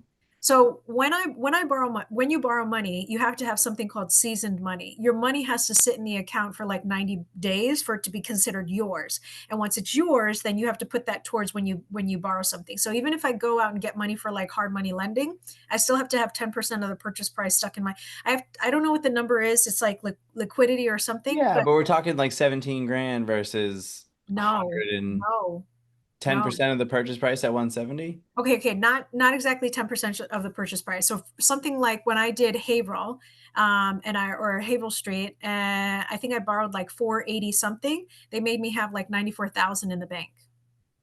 And I think that was even like Yeah, so 25% LTV, but then they added all these numbers and all the numbers added up. I don't know how they came up with their math, but they required 94,000 of it being seasoned, which means it's mine. It needs to stay in the account before I can like move it around. It's really annoying. But I have to have X amount of money that's mine, so I don't look like I just borrowed a bunch of money to show it on paper for them to give me money, and then like the whole house of cards collapses at some point. Yeah. Anyway, Fair. so X amount of money needs to be seasoned and sit there, and then I can borrow private money. Private money is okay because it's like my brother and sister, but at the same time, it's been sitting for such a minute that I've already given a portion of it away to Keith Lyons already. Yeah. Yeah. So yeah, I'm in limbo. Gotcha. And now I don't feel anything. I'm happy. So you don't want to do another project right now, or you? No, I would do another project. Just has to make sense. And I think you're right. Like so somebody else contacted me today and they're like, "Why don't you do this? And why don't you do that? Why don't you just partner with somebody who's good at it?" And I was like, my partnerships didn't really work out for me. So I'm like a little bit nervous. Subject. I don't know, but it's a fair thing where you're like, I guess I gotta go back to kissing frogs. Yep. Feel that. So anyway, but I like it. I'm glad you guys are out there moving and shaking. I had plans for Andover to do more shit with it and just decimate the hell out of that town. And so that. What are you doing, Gregg? Honestly, are you trying to have like a ponytail like a unicorn? Like, what are you doing? I'm just I don't know. Just I guess. Yeah, but like A tick, an anxious tick. I don't know. What are you anxious for? It's my life, Suzanne. I drink 800 cups of coffee a day. No, I'm just kidding. Nah, I don't know. I just mess up my hair, I guess. Well, you're lucky you got hair like that grows and you don't have a big bald spot right in the middle. I Isn't won't. that called like trichiosis or something? Tectocrichiosis? I think JoJo Siwa has it, and I think that's what it is. Oh my God, don't ever listen. We need to never relate anything to that woman, that train wreck. She's not a No, train wreck. She's not a lesbian anymore. She came out as that's the train wreck portion of it. The whole thing is a mess. she's a No, nice lady. She's an angel. let's not use that name in your household with young children that are trying to grow up and trying to figure out what the heck that is. Anyway, I don't even think my son knows who. Archer, do you know who JoJo Siwa is? Oh, okay. All right. Well, keep playing with that.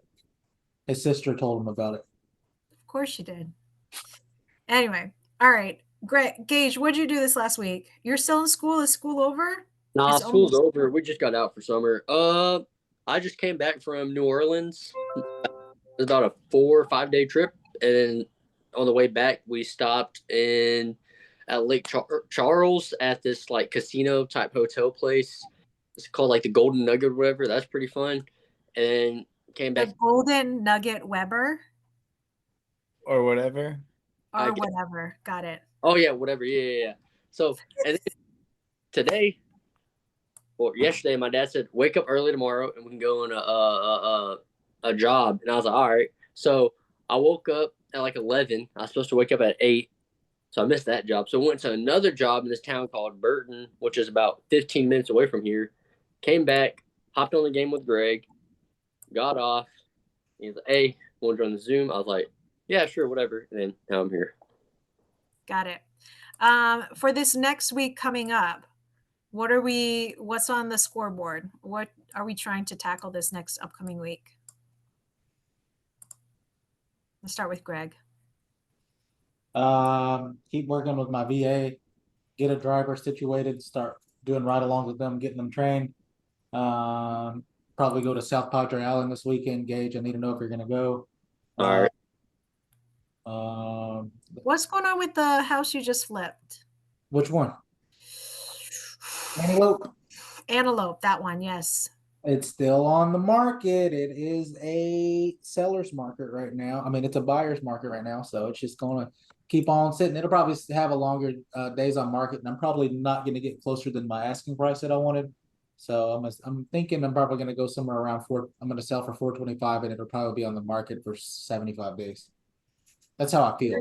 Or you could pull a Suzanne Sharkey and just put some napalm on the whole thing, blow it to smithereens, interview a bunch of agents that are really good, pick the best one and relaunch it. That's what I did, Gage. I blew the whole damn thing up. I am not in the position to fire my agent, but I think after 45 days of no movement, I don't like that this girl is holding you hostage. I hate that.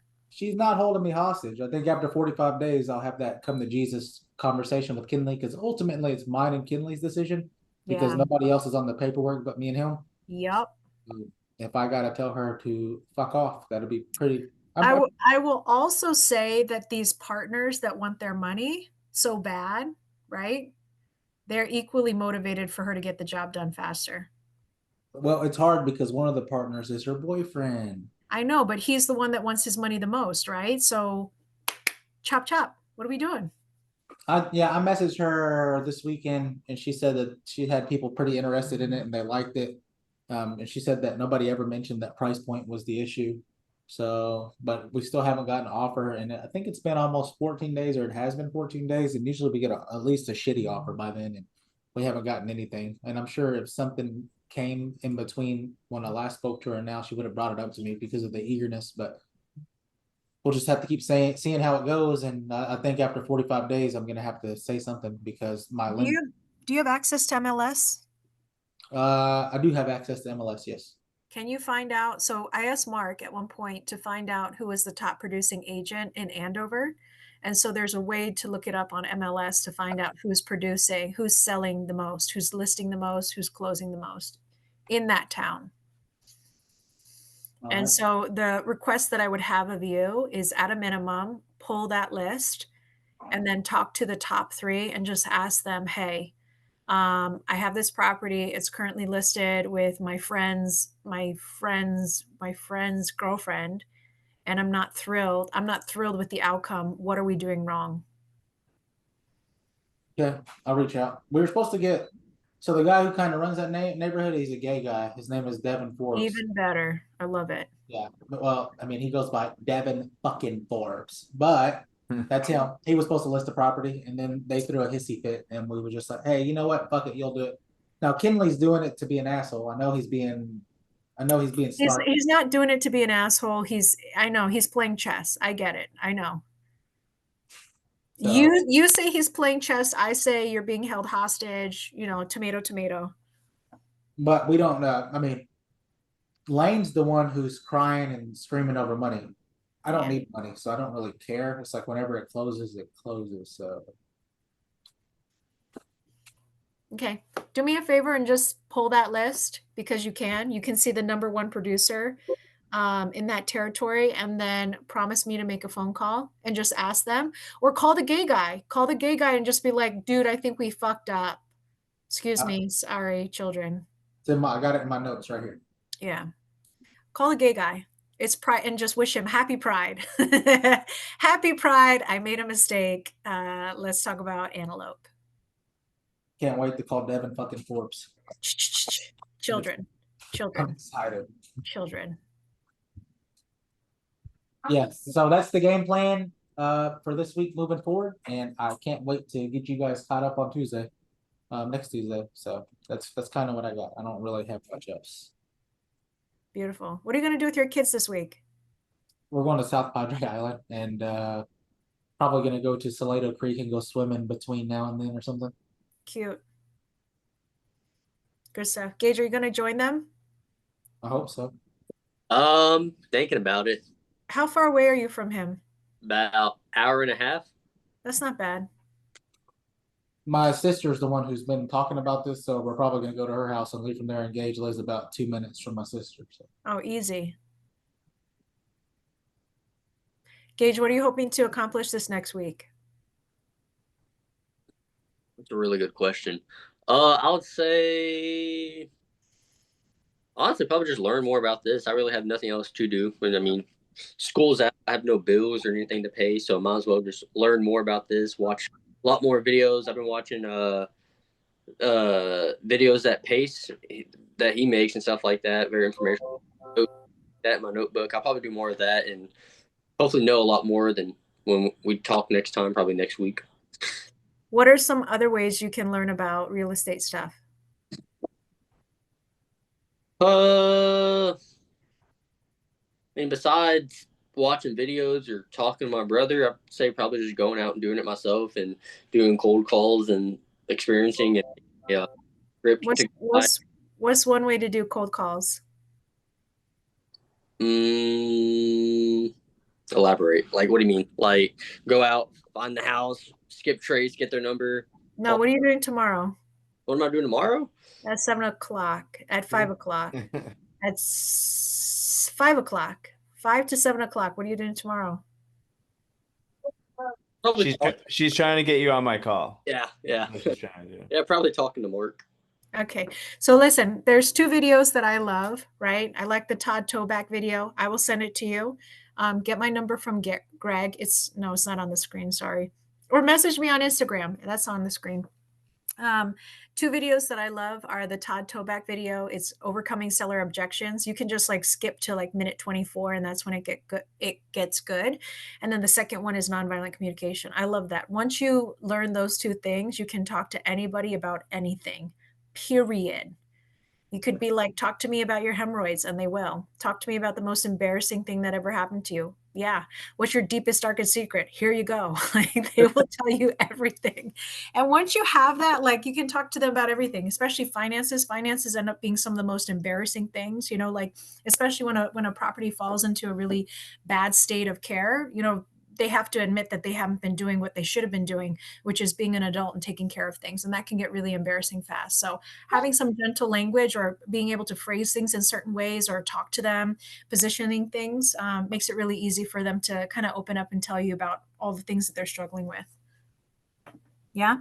And then talk to Marc, get your reps in, because it's all about being consistent. Yes, ma'am. And doing the damn thing. Marc, what are you going to be doing this week? Hopefully finalizing the assignment on the New Hampshire sub 2 deal. Yeah. I'd like to sign the Boston land deal. We'll see how that goes. He's sending it to his attorney. So it's getting reviewed. If I could schedule that clean out for Marlboro. Boston land deal. Do you want to try art on that one? Or do you have somebody in mind that you want to sell it to? So I came late, right? Sorry. Came late. They're actually buying, or they're only a business that are constructing ADUs. Oh, good call. Good call. Yeah, that's fair. So wait, which is it? They are in the business of constructing ground up for existing properties, but at the same time, between clients, between their network and our network, we have plenty of buyers that will do that. That will buy property. They don't do it themselves. They don't purchase property, right? They will build it though. Yeah. Yeah.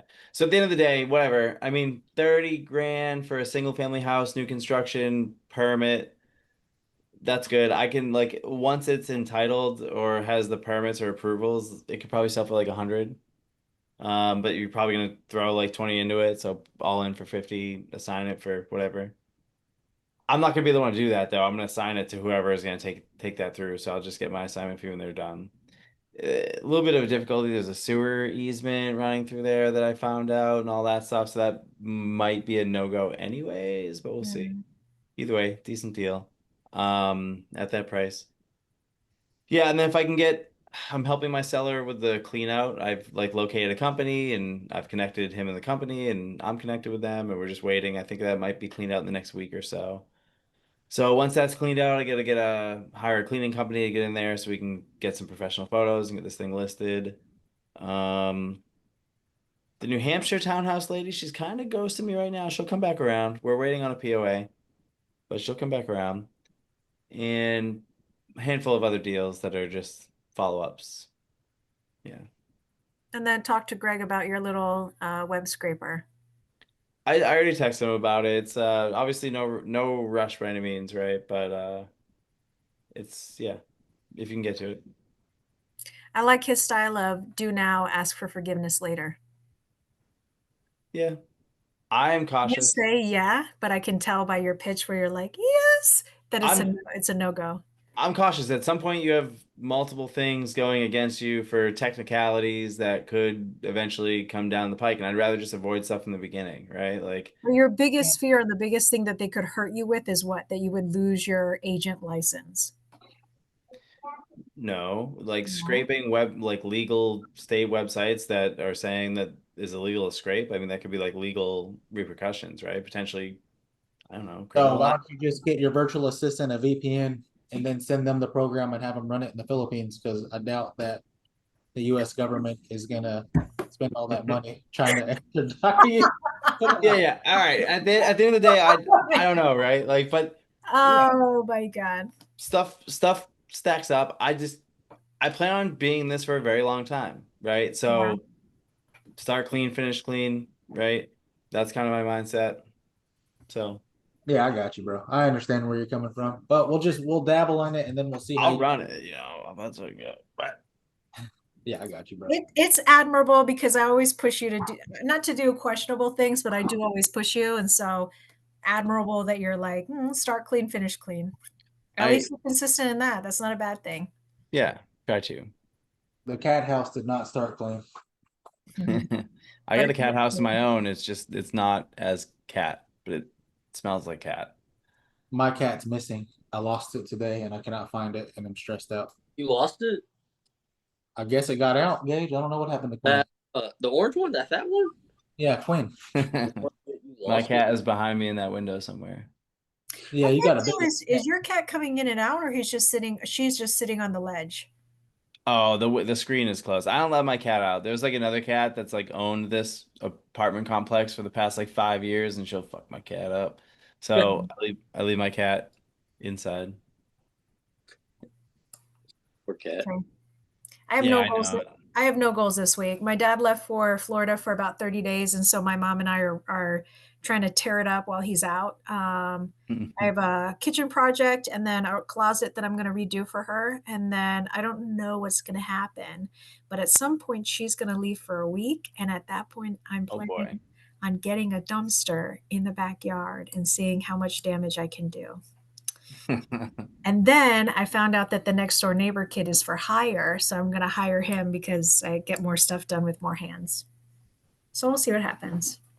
But between that and then one of the things that I need to do is I need to get busy on buying something else, because in the event that Brandy Brow and Millstone don't come back my way, that I need to keep on keeping on. Yeah. And then lately, Marc and I have been having fun attending meetups locally. And so I've been adding more stuff to the calendar, but I actually been having a lot of fun meeting new people, doing new things. So like Art came from, I think on Thursday, I did a call with Celeste for some sort of like Asian something. And that's when I got a chance to meet Marc and a couple of different cool people. So one guy's name is Ruben. He's a production guy. So Ruben and Emerson do this whole like television production. It was very well produced. And then Art was one of the guest speakers, as was I. And then Marc is his partner. So it's been nice meeting new people and branching out. And so, yeah, I thought I wasn't going to like it, but I actually been having a lot of fun. Nice. Yeah. So we're going to do more of it. Gregg, are you coming out this way anytime soon? Or are you going to wait for Creative Elite next year? I told my little brother that we're probably going to try to go back to New York. Who's Probably your little brother? who? Gage is your little brother? Yes, he's my little brother. Okay. We got different moms, all right? His mom's white, mine's brown. So he's 6 foot tall. I am not. You're not Mexican? Is that what we're saying? He got raised by him. Okay. So you got a little brother, you got a missing brother in California, and then you got an older brother?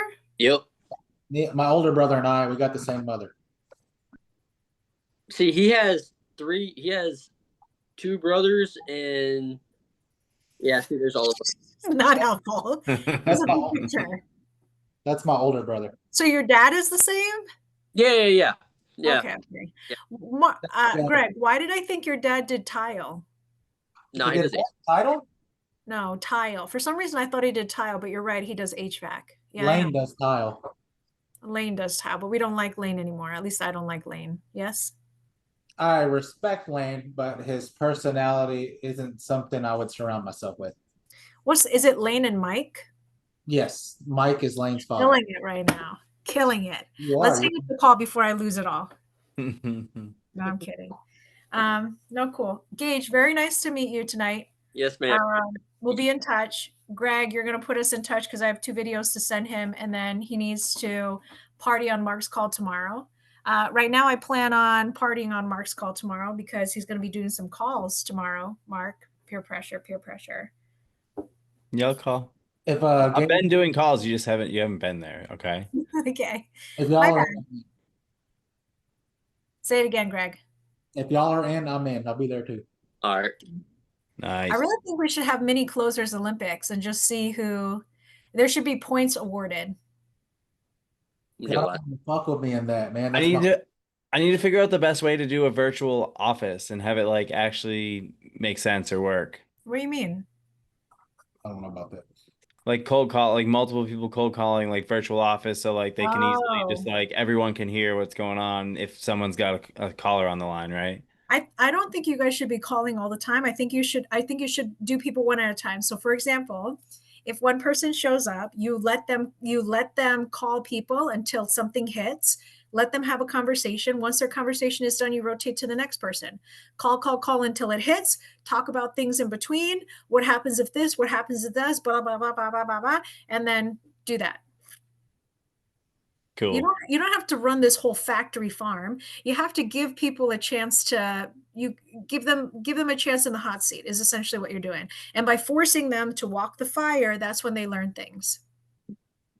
Good point. Yeah, I also have professional Zoom. You're welcome to use it. Gregg uses it Nice. to call all his missing family members. I'm kidding. I'm kidding. I'm scared to ask you to do my family tree, honestly. Oh man, I already did it. That shit's fucked up, man. You don't want to. Can you imagine I have like Jamaican? You know how cool that'd be, like Korean Jamaican? That'd be awesome. And you could say the N word. What? What did he say? Edward? What? You can say I heard the N-word. Edwards. He said that you can say the N word. Oh, yeah. Wait. I can say it? I already say it. What's the problem?